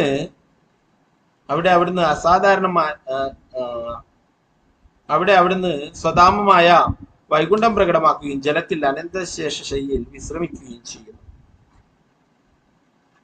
അവിടുന്ന് അനന്തനെ ശയ്യയാക്കി ശയിച്ചു. അനന്ത ഭഗവാൻ ആയിരക്കണക്കിന് ശിരസുകളും ആയിരക്കണക്കിന് മുഖങ്ങളും ആയിരക്കണക്കിന് കണ്ണുകളും ആയിരക്കണക്കിന് കൈകളും പാദങ്ങളുമുള്ള ഒരു ദിവ്യ നാഗമാണ്. എല്ലാ അവതാരങ്ങളുടെയും ബീജവും ഭൗതിക ലോകത്തിന്റെ കാരണവുമാണ് അവിടുന്ന്.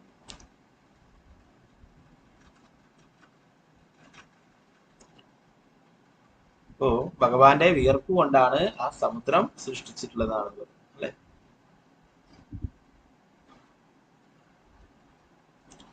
അവിടുത്തെ നാഭിയിൽ നിന്നും ഒരു താമരപ്പൂ വളരുകയും അത് ബ്രഹ്മാവിന്റെ ജന്മസ്ഥലമായി തീരുകയും ചെയ്തു. ആ പത്മത്തിന്റെ നാളത്തിലായിരുന്നു 14 ലോകങ്ങളും. അപ്രകാരം ബ്രഹ്മാവിന്റെ രൂപത്തിൽ അവിടുന്ന് സമസ്ത ഭൗതിക പ്രപഞ്ചത്തെയും സൃഷ്ടിച്ചു.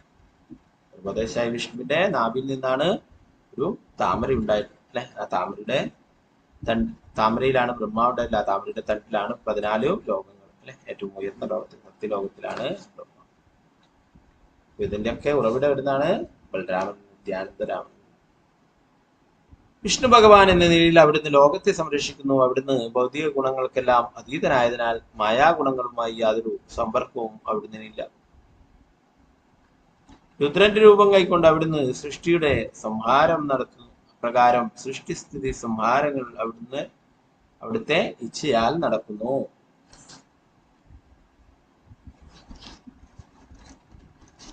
അവിടുന്നാകുന്നു ജഗത്കാരനായ ഹിരണ്യഗർഭനായ പരമാത്മ. വിരാട് വിശ്വരൂപം അവിടുത്തെ വിസ്തരണമായാണ് വിളിക്കപ്പെടുന്നത്. ആ നാരായണൻ എല്ലാ അവതാരങ്ങളുടെയും പ്രഭുവായ നിത്യാനന്ദ ബലരാമന്റെ സമഗ്ര വിസ്തരണത്തിന്റെ വിസ്തരണമാണ്. ഇപ്രകാരം ഞാൻ 10ാമത്തെ ശ്ലോകം വിസ്തരിച്ചു. ഇനി ദയവായി 11ാമത്തെ ശ്ലോകത്തിന്റെ സാരം പൂർണ്ണ മനസ്സോടെ ശ്രവിച്ചാൽ.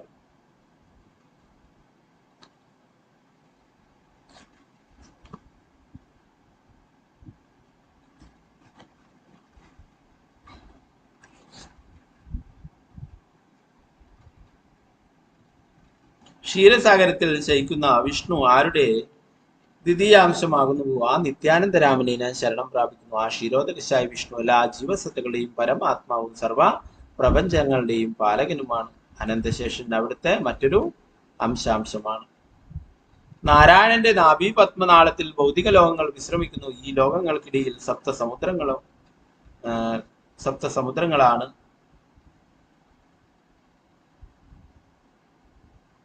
അവിടെ ജഗത്പാലകനായ വിഷ്ണു ഭഗവാന്റെ ധാമമായ ശതദ്വീപം ക്ഷീരസാഗര മധ്യേ വിളങ്ങുന്നു.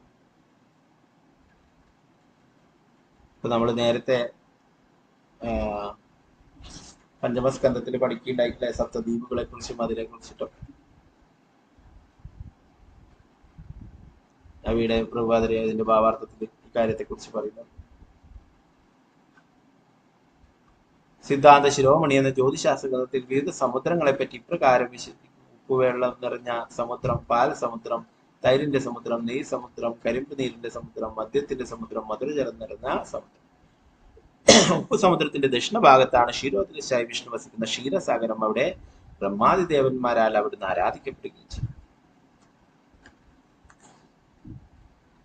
സകല ജീവര തിൻഹോ ഹയ അന്തരാമി ജഗത് പാലക തിൻഹോ ജഗധര സ്വാമി. അവിടുന്ന് എല്ലാ ജീവന്മാരുടെയും പരമാത്മാവാണ്. ജഗത് പാലകനായ അവിടുന്നാണ് ജഗന്നാഥനും.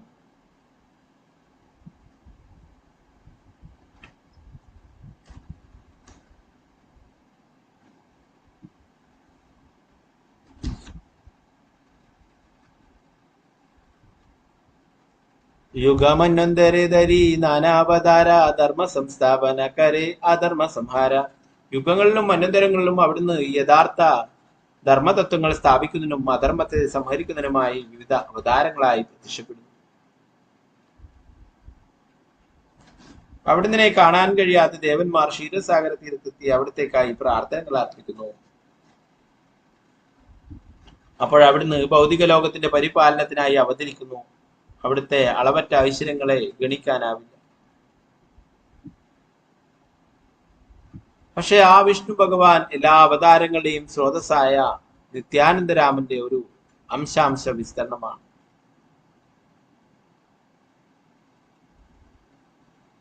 അതേ വിഷ്ണു ഭഗവാൻ അനന്തശേഷന്റെ രൂപത്തിൽ ലോകങ്ങളെ തന്റെ ശിരസുകളിൽ വഹിക്കുന്നു. തന്റെ ശിരസുകളിൽ അവയുടെ സ്ഥിതി തുലവും അനുഭവപ്പെടാത്തതിനാൽ അവ എവിടെയാണെന്ന് പോലും അവിടുന്ന് അറിയുന്നില്ല.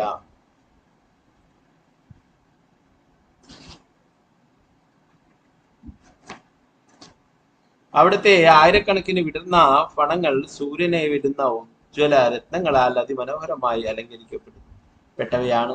500 ദശലക്ഷം യോജന വ്യാസമുള്ള പ്രപഞ്ചം അവിടുത്തെ ഒരു ഫണത്തിന്മേൽ ഒരു കടുകുമണി പോലെ വിശ്രമിക്കുന്നു. ഭഗവാന്റെ അനന്തശേഷന്റെ ആ ഫണത്തിന്റെ മുകളിൽ ആണ് ഈ ലോകം വിശ്രമിക്കുന്നത്. എന്താ പറയുക, ഒരു കടുകുമണി പോലെ മാത്രമേ. ആ അനന്തശേഷൻ ഭഗവാന്റെ ഭക്ത അവതാരമാണ്. ഭഗവത് സേവനമല്ലാതെ മറ്റൊന്നും അവിടുന്ന് അറിയില്ല.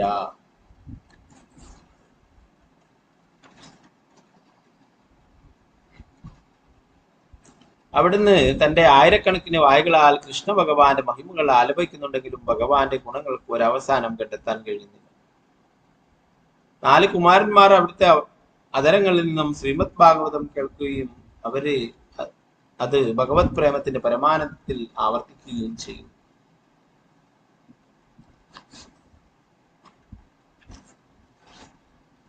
ഭഗവാന്റെ കുട, പാതുകം, കിടക്ക, തലയിണ, വസ്ത്രങ്ങൾ, വിശ്രമിക്കാനുള്ള ആരാമം, വസതി, പൂണൂൽ, സിംഹാസനം എന്നീ രൂപങ്ങൾ കൈക്കൊണ്ട് അനന്തശേഷൻ ഭഗവാനെ സേവിക്കും. ഭഗവാന് വേണ്ടുന്ന എല്ലാ സാധനങ്ങളുമായിട്ട് എന്താണ് മാറുന്നത്? ഭഗവാന്റെ പ്രഥമ വിസ്തരണമുള്ള ബലരാമൻ തന്നെയാണ്. അനന്തശേഷനായിട്ടും ഭഗവാന് കിടക്കാൻ കിടക്കയായിട്ടും സിംഹാസനമായിട്ടും എല്ലാം പാതുകമായിട്ടും ഉടയായിട്ടും വസ്ത്രങ്ങളായിട്ടും എല്ലാം എന്താണ് ബലരാമനാണ് അല്ലെ. നമ്മൾ സങ്കീർത്തനം ചെയ്യുമ്പോൾ മൃദംഗം കർത്താള് മറ്റുള്ള ഇതൊക്കെ വാദ്യോപകരണങ്ങളൊക്കെ എന്താണ് ബലരാമനാണ്. ഭഗവാൻ ധരിക്കുന്ന വസ്ത്രം എല്ലാം എല്ലാ രൂപത്തിലും ഭഗവാനെ സേവനങ്ങൾ ചെയ്യുന്നത് ബലരാമൻ. അതായത് ബലരാമനാണ് നിത്യാനന്ദ പ്രഭുവായിട്ട് അവതരിച്ചത്. അപ്രകാരം അവിടുന്ന് ശേഷൻ എന്ന് വിളിക്കപ്പെടുന്നു. കാരണം അവിടുന്ന് കൃഷ്ണന് വേണ്ടിയുള്ള പരിശരിയുടെ ആത്യന്തിക ഭാവം നേടിയിരിക്കുന്നു. കൃഷ്ണ സേവനത്തിനായി നാനാരൂപങ്ങൾ സ്വീകരിക്കുന്നു. അവിടുന്ന് ഇപ്രകാരം ഭഗവത് സേവനം നിർവഹിക്കുന്നു. അനന്തൻ ആരുടെ കലാവിസ്തരണമാണോ ആ മൂല വ്യക്തിത്വമാണ് ഭഗവാൻ നിത്യാനന്ദ പ്രഭു. ആയതിനാൽ ലീലകൾ അറിയാൻ ആർക്കാണ് കഴിയുക? ഈ നിഗമനങ്ങളിൽ നിന്നും നമുക്ക് നിത്യാനന്ദ പ്രഭുവിന്റെ തത്വവിശാലത അറിയാൻ കഴിയും. അങ്ങനെയുള്ള അവിടുന്ന് അനന്തൻ എന്ന് വിളിക്കുന്നതിൽ എന്ത് മഹത്വമാണുള്ളത്?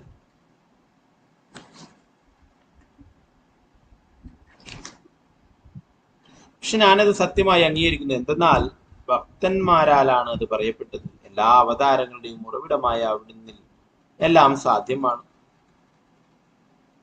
അവതാരി അഭേദ യെ ജാനെ പൂർവേ ചേ കൃഷ്ണ കെ കഹോ കരിമാനെ. അവതാരവും അവതാരിയും തമ്മിൽ യാതൊരു വ്യത്യാസവും ഇല്ലെന്ന് അവർക്കറിയാം. മുമ്പ് കൃഷ്ണ ഭഗവാൻ വ്യത്യസ്ത ജനങ്ങളാൽ വ്യത്യസ്ത തത്വങ്ങളുടെ വെളിച്ചത്തിൽ പലവിധേന അറിയപ്പെട്ടിരുന്നു. കൃഷ്ണൻ സാക്ഷാൽ നരനാരായണൻ എന്ന് ചിലർ പറഞ്ഞിരുന്നു. മറ്റു ചിലർ അവിടുന്ന് വാമനദേവന്റെ പുനരവതാരം എന്ന് വിളിച്ചു. ചിലർ കൃഷ്ണനെ ക്ഷീരോദകശായിയുടെ അവതാരമായി കണ്ടു. ഇവയെല്ലാം ശരിയാണ്. അതിൽ അസാധ്യമായ ഒന്നുമില്ല. പരമപുരുഷ ഭഗവാൻ ശ്രീകൃഷ്ണൻ അവതരിക്കുമ്പോൾ അവിടുന്ന് തന്റെ എല്ലാ വിസ്തരണങ്ങളെയും ആശ്രയമാകുന്നു. കൃഷ്ണാവതാര വേളയിൽ എല്ലാ അംശങ്ങളും അവിടുന്ന് ചേരുന്നു. കൃഷ്ണാവതാര വേളയിൽ എല്ലാ അംശങ്ങളും അവിടുന്ന് ചേരുന്നു. കൃഷ്ണനെ ഏതെല്ലാം രൂപത്തിൽ ഒരുവൻ അറിയുന്നുവോ അവൻ ആ വിധത്തിൽ അവിടുന്ന് പറ്റി പറയുന്നു. ഇതിൽ യാതൊരു വ്യത്യയുമില്ല. കാരണം എല്ലാം കൃഷ്ണനിൽ സാധ്യമാണ്. അല്ലെ, നമ്മൾ ഇന്നലെ വരാഹമൂർത്തിയെ കുറിച്ച് പറഞ്ഞു അല്ലെ. കേശവധൃത സുഗര രൂപം അല്ലെ. കേശവൻ തന്നെയാണ് ആ വരാഹമൂർത്തിയായിട്ട് വന്നത്.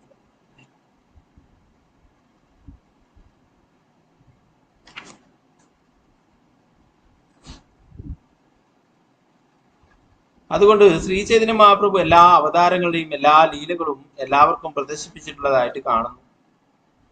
ഏ രൂപേ നിത്യാനന്ദ അനന്ത പ്രകാശ സേ ഭാവേ കാഹേ മുനി ചൈതന്യ രദാസ. അപ്രകാരം നിത്യാനന്ദ പ്രഭുവിന് അനന്തമായ അവതാരങ്ങളുടെ അതീന്ദ്രിയമായ ഭാവത്തിൽ തന്നെ ചൈതന്യന്റെ ദാസൻ എന്ന് അവിടുന്ന് സ്വയം വിളിക്കുന്നു. കബു ഗുരു കബു സഖ കബു ഭൃത്യലീല പൂർവേയന തിന ഭാവേ വ്രജ കൈലാക്യല. നിത്യാനന്ദ പ്രഭു ചിലപ്പോൾ ശ്രീ ചൈതന്യ മഹാപ്രഭുവിന്റെ ഗുരുവായും ചിലപ്പോൾ സുഹൃത്തായും മറ്റു ചിലപ്പോൾ ഭൃത്യനായും അവിടുന്ന് സേവിക്കുന്നു. മുൻപ് വ്രജത്തിൽ ഭഗവാൻ ബലരാമനും ഈ മൂന്ന് ഭാവങ്ങളിൽ ശ്രീകൃഷ്ണനോടൊത്ത് ലീലകളാടിയിരുന്നു.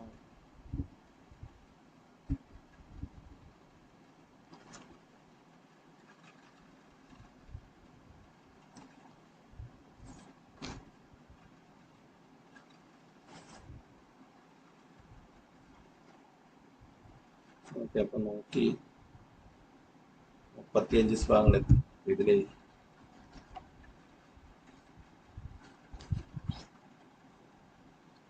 ഒരു 100ഓളം ശ്ലോകങ്ങൾ ബാക്കിയുണ്ട്. 235 ശ്ലോകങ്ങളാണ് ഉള്ളത്. അപ്പൊ ബാക്കി ഭാഗങ്ങൾ നമുക്ക് നാളത്തെ ക്ലാസ്സിൽ നോക്കാം. അപ്പോ ശ്രീകൃഷ്ണ ഭഗവാന്റെ കൂടെ ബലരാമൻ എല്ലാ തരത്തിലും ഭഗവാന് സേവനങ്ങൾ ചെയ്യും അല്ലെ. അതേ ശ്രീകൃഷ്ണ ഭഗവാൻ തന്നെയാണ് ഇവിടെ ശ്രീ ചൈതന്യ മഹാപ്രഭുവായിട്ട് അവതരിച്ചിരിക്കുന്നത്. അപ്പോൾ ആ നിത്യാനന്ദ പ്രഭു എല്ലാ തരത്തിലും ഭഗവാന് സേവനങ്ങൾ ചെയ്തിരിക്കുന്നു എന്ന് പറയും. ചിലപ്പോൾ ഗുരുവായിട്ട്, ചിലപ്പോൾ സുഹൃത്തായിട്ട്, മറ്റു ചിലപ്പോൾ ഭൃത്യനായിട്ടും ഒക്കെ ഭഗവാന് സേവനങ്ങളൊക്കെ ചെയ്യും. നിത്യാനന്ദ പ്രഭുവിനെ കുറിച്ചുള്ള കുറച്ച് പൊതുവായിട്ടുള്ള കാര്യങ്ങൾ കൂടി നോക്കിയിട്ട് നമുക്ക് ക്ലാസ്സിലൂടെ ചുരുക്കാം.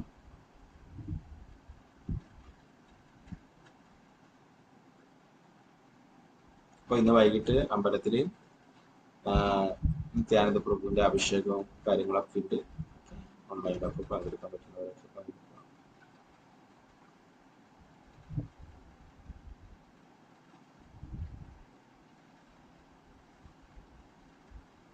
ഓക്കെ, നിത്യാനന്ദ പ്രഭുവിന്റെ ജന്മസ്ഥലം എന്ന് പറയുന്നത് ഏകചക്രധാമാണ്. വെസ്റ്റ് ബംഗാളിലുള്ള ഏകചക്രധാം. പശ്ചിമ ബംഗാളിലുള്ള ഏകചക്ര എന്ന ഗ്രാമത്തിൽ കൊല്ലവർഷം 1474 നിത്യാനന്ദ പ്രഭു അവതരിച്ചത്. അദ്ദേഹത്തിന്റെ ജന്മസ്ഥാനം ഗർഭാശ്വ എന്ന പേരിൽ പ്രസിദ്ധി ആർജിച്ചതും അനേകായിരം ജനങ്ങൾ സന്ദർശിക്കുന്നതുമായ ഒരിടമാണ്. അദ്ദേഹത്തിന്റെ മാതാപിതാക്കളായ പത്മാവതി, ഹദായ് പണ്ഡിതൻ എന്നിവർ അതീവ പുണ്യശാലികളായ ബ്രാഹ്മണ കുടുംബത്തിൽ നിന്നുള്ളവരും മിഥില ജന്മദേശമുള്ളവരുമായിരുന്നു. മകരമാസം ശുക്ലപക്ഷത്തിലെ അതിപാവനമായ ത്രയോദശി ദിവസമാണ് നിത്യാനന്ദ പ്രഭു അവതരിച്ചത്. ചെറുബാലനായിരിക്കെ തന്നെ നിത്തായി എന്ന് വിളിക്കുന്നത് നിത്യാനന്ദ പ്രഭുവിന്റെ കുട്ടിക്കാലത്തെ പേരാണ്, ഓമനപ്പേര്. ഭഗവാൻ ശ്രീകൃഷ്ണന്റെയും രാമചന്ദ്രമൂർത്തിയുടെയും ലീലകൾ നാടകമായി അവതരിപ്പിക്കുന്നതിലും അതിൽ അഭിനയിക്കുന്നതിലും അതീവ താല്പര്യമുള്ളവനായിരുന്നു. അദ്ദേഹത്തിന്റെ അവതരണം വളരെ ആധികാരികമായതും ഹർഷോന്മാദം നിറഞ്ഞതുമായതിനാൽ മുഴുവൻ ഗ്രാമവും ഭഗവത് പ്രേമത്തിൽ ആഭക്തമായിരുന്നു. ഇതാണ് നിത്യാനന്ദ പ്രഭു. നിത്തായി എന്താണ്? ചെറിയ കുട്ടിയായിരിക്കുമ്പോൾ തന്നെ നാടകങ്ങൾ കളിക്കുമായിരുന്നു. രാമചന്ദ്ര ഭഗവാന്റെ ലീലകളും കൃഷ്ണ ഭഗവാന്റെ ലീലകളെ കുറിച്ച് കൃഷ്ണനും ബലരാമനും ആയിരിക്കുമ്പോഴും ഇങ്ങനെ ഡ്രാമകളൊക്കെ കളിക്കുമായിരുന്നു, നാടകങ്ങളൊക്കെ കളിക്കുമായിരുന്നു. യശോദാമ ഇതൊക്കെ കണ്ടിട്ട് അമ്പരക്കാറുണ്ട്. രാമചന്ദ്ര ഭഗവാനായിട്ട് വരികയും ലക്ഷ്മണനായിട്ട് ബലരാമനൊക്കെ എന്താ ഉറക്കത്തിലൊക്കെ ചിലപ്പോ സ്വപ്നത്തിലൊക്കെ ഇതൊക്കെ പറയും. യശോദ മാതാവ് എന്താ പറയാ ഞെട്ടി അമ്പരന്ന് പോകും. അപ്പൊ പല പല ലീലകളും അങ്ങനെ കാണിക്കാറുണ്ടായിരുന്നു. അത് ഭഗവാൻ ആസ്വദിച്ച് ശ്രീ ചൈതന്യ മഹാപ്രഭു ആയാലും അങ്ങനെയുള്ള പല ലീലകളും ചെയ്യുകയും ആസ്വദിക്കുകയും ഒക്കെ ചെയ്യുന്നത്. അപ്പൊ ഇവിടെ നിത്യാനന്ദ പ്രഭു അങ്ങനെയുള്ള ആ രാമചന്ദ്ര ഭഗവാന്റെ വിഭാഗങ്ങളും ശ്രീകൃഷ്ണ ഭഗവാന്റെ ലീലകളൊക്കെ നാടകമായിട്ട് അഭിനയിക്കുമായിരുന്നു. അത് ഗ്രാമവാസികളൊക്കെ സന്തോഷിപ്പിച്ചിരുന്നു. ഏകചക്ര ഗ്രാമം കുഞ്ഞു നിതായിനോടുള്ള സ്നേഹത്തിൽ മുഴുവനായും ലയിച്ചു കഴിഞ്ഞിരുന്നു. കുഞ്ഞു നിതായ് തന്റെ ജീവിതത്തിന്റെ ആദ്യത്തെ 12 വർഷം ചിലവഴിച്ച ഏകചക്ര ഗ്രാമം അദ്ദേഹത്തുള്ള സ്നേഹത്താൽ പരവശമായിരുന്നു. 13 വയസ്സുള്ള നിതായുടെ ഭക്തിയിലും സേവനത്തിലും മോഹിതനായി ലക്ഷ്മിപതി എന്ന സഞ്ചാരിയായ സന്യാസി അദ്ദേഹത്തെ തന്റെ സഹചാരിയായി തരണമെന്ന് ഹദായ് പണ്ഡിതനോട് അഭ്യർത്ഥിച്ചു. വൈദിക സംസ്കാരം പാലിക്കുന്നതിൽ ബാധ്യസ്ഥനായ ഹദായ് പണ്ഡിതന് അതിഥിയുടെ അഭ്യർത്ഥന നിരാകരിക്കുവാൻ യാതൊരു വഴിയുമില്ലായിരുന്നു. അതിനാൽ വൈമനസ്വത്തോടെ ആണെങ്കിലും നിതായി അദ്ദേഹം ആ സന്യാസിയുടെ കൂടെ പറഞ്ഞയച്ചു. നിത്യാനന്ദ പ്രഭുവിന്റെ വിരഹവേദനയാൽ ഹൃദയം തകർന്ന ഹദായ് പണ്ഡിതൻ അധികം താമസിയാതെ തന്റെ ദേഹം വിട്ടു. ഒരു സന്യാസി വന്നിട്ട് ചോദിക്കുന്നു, നിങ്ങളുടെ മകനെ എനിക്ക് തരുമോ, എന്റെ കൂടെ അയക്കുമെന്ന്. ഹദായ് പണ്ഡിത് അദ്ദേഹത്തിന്റെ പിതാവ്, നിത്യാനന്ദ പ്രഭുവിന്റെ പിതാവ് അദ്ദേഹത്തെ അയക്കുകയുണ്ടായി. നിതായി ലക്ഷ്മിപതി തീർത്ഥരോടൊപ്പം 20 വർഷത്തോളം യാത്ര ചെയ്തു. പ്രസ്തുത കാലയളവിൽ അദ്ദേഹം രാജ്യത്തിലെ എല്ലാ തീർത്ഥസ്ഥലങ്ങളും സന്ദർശിച്ചു. നിതായിയുടെ ഈ തീർത്ഥാടനം കുരുക്ഷേത്ര യുദ്ധ സമയത്ത് ഭഗവാൻ ബലരാമൻ നടത്തിയ തീർത്ഥാടനത്തെ അനുസ്മരിപ്പിക്കുന്നതായിരുന്നു. പിന്നീട് അദ്ദേഹം ലക്ഷ്മിപതി തീർത്ഥരിൽ നിന്നും ദീക്ഷ സ്വീകരിച്ചതായി പറയപ്പെടുന്നു. നിതായി ലക്ഷ്മിപതി തീർത്ഥരുടെ മറ്റൊരു ശിഷ്യനായ മാധവേന്ദ്രപുരിയുമായി നല്ലൊരു ബന്ധം പുലർത്തിയിരുന്നു. മാധവേന്ദ്രപുരി ആത്മീയ സഹോദരനായിരുന്നെങ്കിലും നിതായി അദ്ദേഹത്തെ തന്റെ ആത്മീയ ഗുരുവിനെ പോലെ ആദരിച്ചിരുന്നു. മാധവേന്ദ്രപുരി ഗൗഡീയ വൈഷ്ണവ സമ്പ്രദായത്തിന്റെ അവിഭാജ്യ ഘടകമായി തീർന്ന മാധുര്യരസത്തിന്റെ അതിമധുരമായ പരമാർത്ഥത്തെ സമർത്ഥിക്കുന്നതിൽ പ്രസിദ്ധി ആർജിച്ചവനായിരുന്നു. അദ്വൈത ആചാര്യൻ ചൈതന്യ മഹാപ്രഭുവിന്റെ ആത്മീയ ഗുരുവായ ഈശ്വരപുരി എന്നിവർ അദ്ദേഹത്തിന്റെ ശിഷ്യഗണത്തിൽപ്പെടുന്നു. നമ്മൾ അദ്വൈതാചാര്യരെ കുറിച്ച് കഴിഞ്ഞ ക്ലാസ് പറഞ്ഞില്ലേ. അദ്വൈതാചാര്യരുടെ ഗുരുവാരാണ് മാധവേന്ദ്ര. കൊല്ലവർഷം 1506 ശ്രീ നിത്യാനന്ദ പ്രഭു ചൈതന്യ മഹാപ്രഭുവിനെ പ്രഥമമായി സന്ധിച്ചു. അപ്പോൾ അദ്ദേഹത്തിന് 32 വയസ്സും ചൈതന്യ മഹാപ്രഭുവിന് 20 വയസ്സും ഉണ്ടായിരുന്നു. നിത്യാനന്ദ പ്രഭു നദിയിൽ എത്തിയപ്പോൾ വിരഹവേദന ഉളവാക്കുന്നതിലൂടെ ആദ്യ സമാഗമത്തിന്റെ പരമാനന്ദം വർദ്ധിപ്പിക്കുവാനായി അദ്ദേഹം നന്ദനാചാര്യരുടെ വസതിയിൽ ഒളിച്ചിരുന്നതായി പറയപ്പെടുന്നു. നിത്യാനന്ദ പ്രഭു നദിയിൽ എത്തിച്ചേർന്നിട്ടുള്ളത് മനസ്സിലാക്കിയ ചൈതന്യ മഹാപ്രഭു തന്റെ ശാശ്വതനായ ഒരു ആ സഹചാരിയെ തേടി കണ്ടുപിടിക്കുവാനായി ഹരിദാസ് ഠാക്കൂറിനെയും ശ്രീവാസ് പണ്ഡിതനെയും പറഞ്ഞയച്ചു. പക്ഷേ അവർ നിത്യാനന്ദ പ്രഭുവിനെ കണ്ടെത്തുന്നതിൽ പരാജയപ്പെട്ടു. അവസാനം വിരഹവേദന താങ്ങാനാവാത്ത ചൈതന്യ മഹാപ്രഭു സ്വയം നിത്യാനന്ദ പ്രഭുവിന്റെ സമക്ഷം വരികയും ആനന്ദപൂർണമായ ആ സമാഗമം കാഴ്ചക്കാരുടെ ഉള്ളിൽ അവാച്യമായ ആനന്ദ അനുഭൂതി ഉണർത്തുകയും ചെയ്തു. നദിയിൽ ഉള്ള ഗൗര നിത്യാനന്ദ മന്ദിരം അവരുടെ ആദ്യ സമാഗമത്തിന്റെ ഓർമ്മകളെ പരിലാളിക്കുന്നതാണ്. അപ്പൊ ആദ്യമായിട്ട് കൃഷ്ണനും ബലരാമനും വീണ്ടും കണ്ടുമുട്ടുന്നതാണ് അല്ലെ ചൈതന്യ മഹാപ്രഭു നിത്യാനന്ദ പ്രഭുവുമായിട്ട്. ആ ഒരു സന്തോഷം അത്രയും ആനന്ദമയമായിരുന്നു. ഒരു യഥാർത്ഥ ആത്മീയ ഗുരുവിന്റെ സ്ഥാനം നിർവഹിച്ച നിത്യാനന്ദ പ്രഭു ഗൗഡദേശത്തിലൊട്ടാകെ, ഇന്നത്തെ ഒറീസ, ബംഗാൾ എന്നീ സ്ഥലങ്ങൾ ഉൾപ്പെടെ യുഗധർമ്മമായ ഹരിനാമ സങ്കീർത്തനം പ്രചരിപ്പിക്കുന്ന നിമിത്തമായി വർദ്ധിച്ചു. നിത്യാനന്ദ പ്രഭുവിന്റെ കാരുണ്യം അതിലെത്തായതിനാൽ ആർക്കെല്ലാം അദ്ദേഹവുമായി സന്ധിക്കുവാൻ ഭാഗ്യം ലഭിച്ചുവോ അവരെല്ലാം കൃഷ്ണപ്രേമത്തിന്റെ പെരുവെള്ളത്തിൽ മുങ്ങിത്തുടിച്ചു. അദ്ദേഹത്തിന്റെ കാരുണ്യത്താലാണ് 6 ഗോസ്വാമിമാരിൽ ഒരാളായ രഘുനാഥ് ദാസ് ഗോസ്വാമി പാനിഹട്ടി എന്ന സ്ഥലത്ത് ഇന്നും പരമ്പരാഗതമായി തുടർന്നു പോരുന്ന ദണ്ഡ മഹോത്സവം ശിലാദേഹി മഹോത്സവം എന്നറിയപ്പെടുന്ന ആരംഭിച്ചത്. പ്രകാരം ചൈതന്യ മഹാപ്രഭുവിന് സേവനം ചെയ്യാനുള്ള അവസരം പ്രാപ്തമാക്കിയതും അദ്ദേഹം തന്റെ കാരുണ്യം പതീതാത്മാക്കളായ ജഗായി മതായി എന്നിവർക്ക് നേരെ വർഷിക്കുകയും അപ്രകാരം അവരെ പാപപൂർണമായ ജീവിതത്തിൽ നിന്നും മോചിപ്പിക്കുകയും ചൈതന്യ മഹാപ്രഭുവിന്റെ ഉഗ്രകോപത്തിന് ഇരയാകാതെ അവരെ സംരക്ഷിക്കുകയും ചെയ്തു. തീർച്ചയായും അദ്ദേഹത്തിന്റെ കാരുണ്യത്തിന് അതിരുകളില്ല. അദ്ദേഹത്തിന്റെ നിർദ്ദേശങ്ങളുടെ അമൃതം ആസ്വദിച്ചവരെല്ലാം ഭാഗ്യശാലികളാണ്. ചൈതന്യ മഹാപ്രഭുവിന്റെ അഭ്യർത്ഥന പ്രകാരം നിത്യാനന്ദ പ്രഭു ബംഗാളിൽ വന്നപ്പോൾ തന്റെ അവധൂത വേഷം കൈവിടിഞ്ഞു ഒരു ഗൃഹസ്ഥനായി തീർന്നു. ഗൗരിദാസ് പണ്ഡിതന്റെ അഥവാ ചൈതന്യ മഹാപ്രഭുവിന്റെ വളരെ അടുത്ത സഹചാരിയും ശ്യാമാനന്ദ പണ്ഡിതന്റെ ഗുരുവുമായ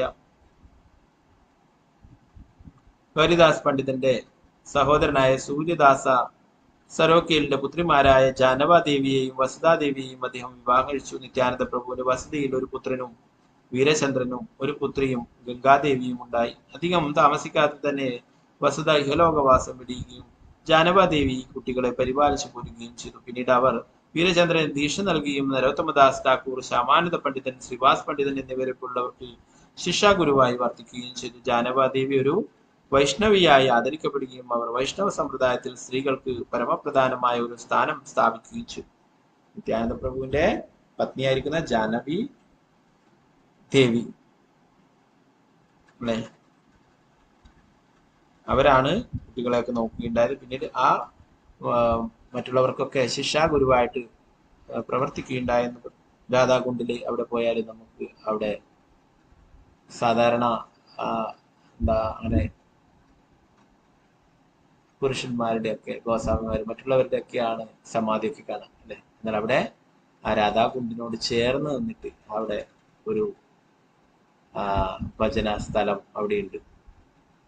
ജാനവി മാത അവിടെ ഇരുന്നിട്ട് ഭജനം ചെയ്തിട്ടുള്ളത്. അതിലൂടെ ആ സ്ഥലത്തൂടെ ഇറങ്ങിയിട്ട് താഴേക്ക് രാധാകുണ്ടിലേക്ക് പോവുകയും ചെയ്യും. അപ്പൊ അവിടെ ആയിരുന്നിട്ട് ആ രാധാകുണ്ടിന്റെ ആ കരയിൽ ഇരുന്നിട്ട് ഭഗവാന്റെ നാമം ജപിക്കുകയും കീർത്തനമൊക്കെ ചെയ്തിട്ടുള്ള ആ സ്ഥലം ഇപ്പോഴും അവിടെയുണ്ട്. ശിക്ഷാഗുരുവായിട്ട് ശ്യാമാനന്ദ പണ്ഡിറ്റും ശ്രീവാസ് പണ്ഡിറ്റും നരോത്തമദാസ് ഠാക്കൂറിനും ഒക്കെ ശിക്ഷാഗുരുവായിട്ട് നിർദ്ദേശങ്ങൾ നൽകുകയും അവരൊക്കെ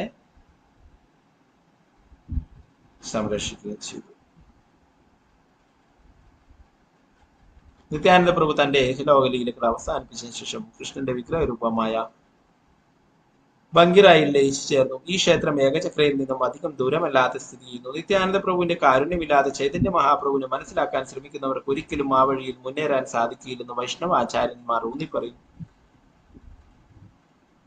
ചൈതന്യ മഹാപ്രഭുവിന്റെ പാതാരബിന്ദങ്ങളിൽ ആശ്രയം ലഭിക്കുവാൻ ഒരുവൻ ആദിഗുരുവായ നിത്യാനന്ദ പ്രഭുവിനോട് ആത്മാർത്ഥമായി പ്രാർത്ഥിക്കേണ്ടതാണ്. നിത്യാനന്ദ പ്രഭുവിന്റെ സാന്നിധ്യം കൊണ്ട് ഒരുവൻ എല്ലായ്പ്പോഴും തന്റെ ആത്മീയ ഗുരുവിന്റെ സാന്നിധ്യത്തിൽ അനുഭവിക്കുവാൻ സാധിക്കുന്നതാണ്. എന്നാൽ ആത്മീയ ഗുരു നിത്യാനന്ദ പ്രഭുവിന്റെ ജീവിക്കുന്ന പ്രത്യക്ഷമായ ആവിഷ്കാരമാണ്. അദ്ദേഹത്തിന്റെ ശക്തിയാണ് ഒരു ശിഷ്യനെ ഭക്തിയുത സേവനം ചെയ്യാൻ പ്രാപ്തനാക്കുന്നതും അപ്രകാരം ആത്മീയാനന്ദം അനുഭവിക്കുവാൻ സാധ്യമാക്കുന്നത്. അപ്പോ നിത്യാനന്ദ പ്രഭുവിന്റെ പ്രതിനിധിയാണ് ആധ്യാത്മിക ഗുരു എന്ന് പറയുന്നത്. പരം ഗുരു, ഗുരു തത്വം എന്ന് പറയുന്നത് നിത്യാനന്ദ പ്രഭുവാണ്. ആദി ഗുരു നിത്യാനന്ദ പ്രഭുവാണ്, ബലരാമൻ അല്ലെ. അപ്പോ എല്ലാ ഗുരുക്കന്മാരും അല്ലെ, നമുക്ക് ഇസ്കോണിൽ തന്നെ ധാരാളം ഗുരുക്കന്മാർ അല്ലെ. ഇതൊക്കെ എന്താണ്? ഗുരു തത്വമാണെന്ന് പറയും. എല്ലാവരും നിത്യാനന്ദ പ്രഭുവിന്റെ പ്രതിനിധികളാണ്. പരം ഗുരു, ആദി ഗുരു എന്ന് പറയുന്നത് നിത്യാനന്ദ പ്രഭുവാണ്. അപ്പൊ ആ നിത്യാനന്ദ പ്രഭുവിന്റെ പ്രതിനിധിയാണ് ആധ്യാത്മിക ഗുരുക്കന്മാർ. ധാരാളം കാര്യങ്ങളുണ്ട് നിത്യാനന്ദ പ്രഭുവിനെ കുറിച്ച് പറയാനായിട്ട്. അതുപോലെ തന്നെ നിത്യാനന്ദ പ്രഭുവിന്റെ കീർത്തനങ്ങളൊക്കെ ഉണ്ട്. അപ്പോൾ ഇന്ന ദിവസം പറ്റുമെങ്കിൽ ആ അധ്യായം മുഴുവനായിട്ട് വായിക്കാൻ, സമയക്കുറവ് മൂലമാണ് പകുതി എടുത്തിട്ടുള്ളത് കേട്ടോ. ചൈതന്യ ചരിതാമൃതം ആദ്യ ലീലയിലെ അഞ്ചാമത്തെ അധ്യായം കേട്ടോ. അതിൽ ഭാവാർത്ഥം, ധാരാളം ഭാവാർത്ഥം, 10 പേജൊക്കെയുള്ള ഭാവാർത്ഥമൊക്കെ ഉണ്ട്. അപ്പൊ അത്രയും പ്രഭുപാദർ നന്നായിട്ട് വിശദീകരിച്ചിട്ടുണ്ട്. അപ്പൊ പറ്റുന്നവരൊക്കെ ഇന്ന ദിവസം വായിക്കുക. ഓക്കെ. അപ്പൊ നിത്യാനന്ദ പ്രഭുവിനോട് പ്രാർത്ഥിക്കുക. നിത്യാനന്ദ പ്രഭു എല്ലാവരേക്കാളും കാരുണ്യമാണ് നിത്യാനന്ദ പ്രഭുവിന് എന്ന് പറയുന്നത്. ഏറ്റവും പതിതരായിരിക്കുന്നവരെ ഉദ്ധരിക്കുവാനായിട്ട് നിത്യാനന്ദ പ്രഭു എപ്പോഴും ഉണ്ടാവും എന്ന് പറയും. ഗുരു ഉള്ളവർക്ക് എന്താ പറയുക, നിത്യാനന്ദ പ്രഭുവിന്റെ ഗുരു തന്നെയാണ് ആധ്യാത്മിക ഗുരുക്കന്മാർ. അതുപോലെ തന്നെ ഗുരുവിനെ സ്വീകരിക്കണമെന്ന് ആഗ്രഹിക്കുന്നവർ നിത്യാനന്ദ പ്രഭുവിനോട് പ്രാർത്ഥിക്കുക. തീർച്ചയായിട്ടും നിത്യാനന്ദ പ്രഭുവിന്റെ കാരുണ്യം ലഭിക്കും, പ്രത്യേകിച്ചും ഇന്നത്തെ തിഥിയിലൊക്കെ.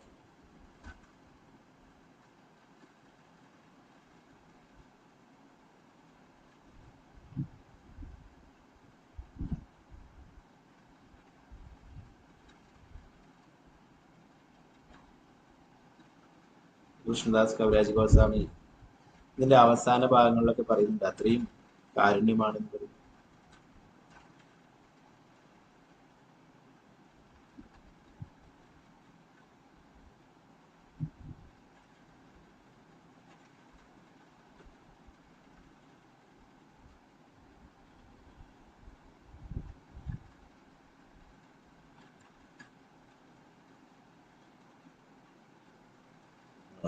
കൃഷ്ണദാസ് കവിരാജ് ഗോസ്വാമി പറയുന്നത്, എന്റെ നാമം ശ്രമിക്കുന്ന ഏതൊരുവിന് തന്റെ പുണ്യകർമ്മങ്ങളുടെ ഫലങ്ങൾ നഷ്ടപ്പെടുന്നു, എന്റെ നാമം ഉച്ചരിക്കുന്ന ഏതൊരു പാപിയായി തീരുകയും ചെയ്യുന്നത്. അത്രയും പാപിയായിട്ടുള്ള വ്യക്തിയാണ് ഞാനെന്ന് കൃഷ്ണദാസ് കവിരാജ് ഗോസ്വാമി ഭഗവാന്റെ ശുദ്ധ ഭക്തനാണ് അല്ലെ. എന്നാൽ അങ്ങനെ പറയുന്നതാണ്, അങ്ങനെ പറയുന്നു, എന്നെ പോലെ നിന്ദ്യനായ ഒരു വ്യക്തിയോട് കരുണ കാട്ടാൻ ഈ ലോകത്തിൽ നിത്യാനന്ദൻ ഒഴികെ മറ്റാർക്കാണ് കഴിയുക എന്നുള്ളത്.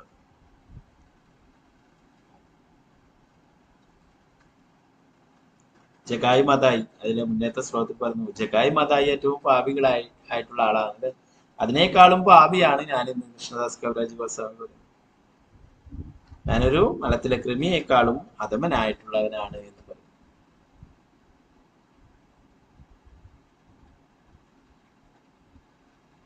നിത്യാനന്ദ പ്രഭു അത്രയും കാരുണ്യവാനാണ്, പരം ഗുരുവാണ്.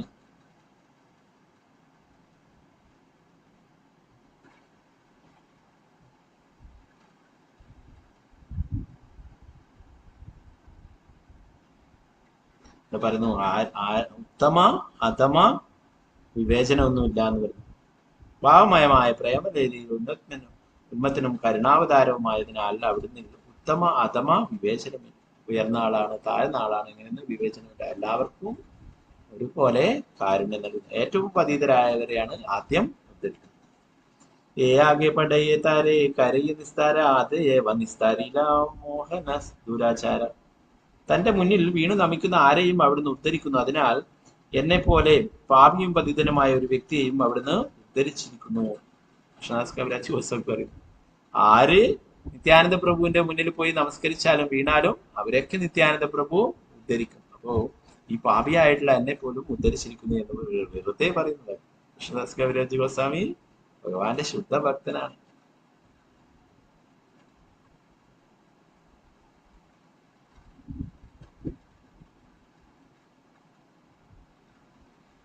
ഓക്കെ, അങ്ങനെയുള്ള നിത്യാനന്ദ പ്രഭുവിന്റെ കാരുണ്യത്തിനായിട്ട് നമുക്കും പ്രാർത്ഥിക്കാം.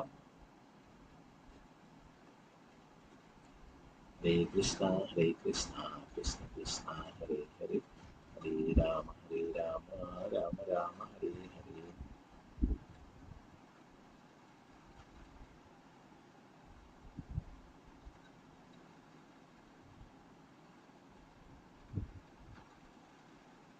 നിത്യാനന്ദ പ്രഭുവിന്റെ മനോഹരമായിട്ടുള്ള പാദമാണിത്.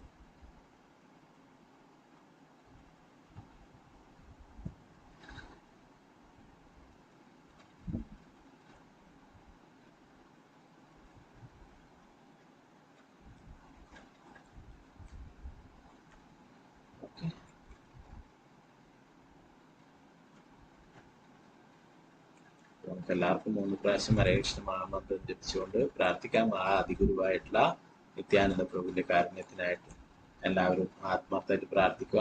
ദീക്ഷ എടുക്കാൻ ആഗ്രഹിക്കുന്നവരൊക്കെ നിത്യാനന്ദ പ്രഭു ആണ് ആധ്യാത്മിക ഗുരുവായിട്ട് വരുന്നത്. ഭഗവാന്റെ പ്രതിനിധിയായിട്ട് വരുന്നത് ആരാണ്? ഗുരു നിത്യാനന്ദ പ്രഭു തന്നെയാണ്. അപ്പോൾ തീർച്ചയായിട്ടും നിത്യാനന്ദ പ്രഭു നമ്മൾ ആത്മാർത്ഥമായിട്ട് ആഗ്രഹിക്കുന്നുണ്ടെങ്കിൽ തീർച്ചയായിട്ടും നിത്യാനന്ദ പ്രഭു നമ്മോട് കാരുണ്യം കാണിക്കും അല്ലെ. കൃഷ്ണദാസ് കവിരാജ് വാസവൻ പറയുന്നത് ആരാണ് നിത്യാനന്ദ പ്രഭുവിനോട് പ്രാർത്ഥിക്കുന്നത്, നിത്യാനന്ദ പ്രഭുവിന്റെ മുന്നിൽ നമസ്കരിക്കുന്നത്? അവരെ അധമനാണോ ഉത്തമനാണോ എന്നൊന്നും നോക്കാതെ എല്ലാവർക്കും കാരുണ്യം നൽകും. അത്രയും ഭാവിഷ്ഠരായിരുന്നു, അവർക്ക് പോലും കാരുണ്യം. അപ്പൊ 3 പ്രാവശ്യം ഹരേ കൃഷ്ണ മഹാമന്ത്രം ജപിച്ചുകൊണ്ട് നമുക്ക് പ്രാർത്ഥിക്കാം. ഹരേ കൃഷ്ണ ഹരേ കൃഷ്ണ കൃഷ്ണ കൃഷ്ണ ഹരേ ഹരേ ഹരേ രാമ രാമ രാമ ഹരേ ഹരേ കൃഷ്ണ ഹരേ കൃഷ്ണ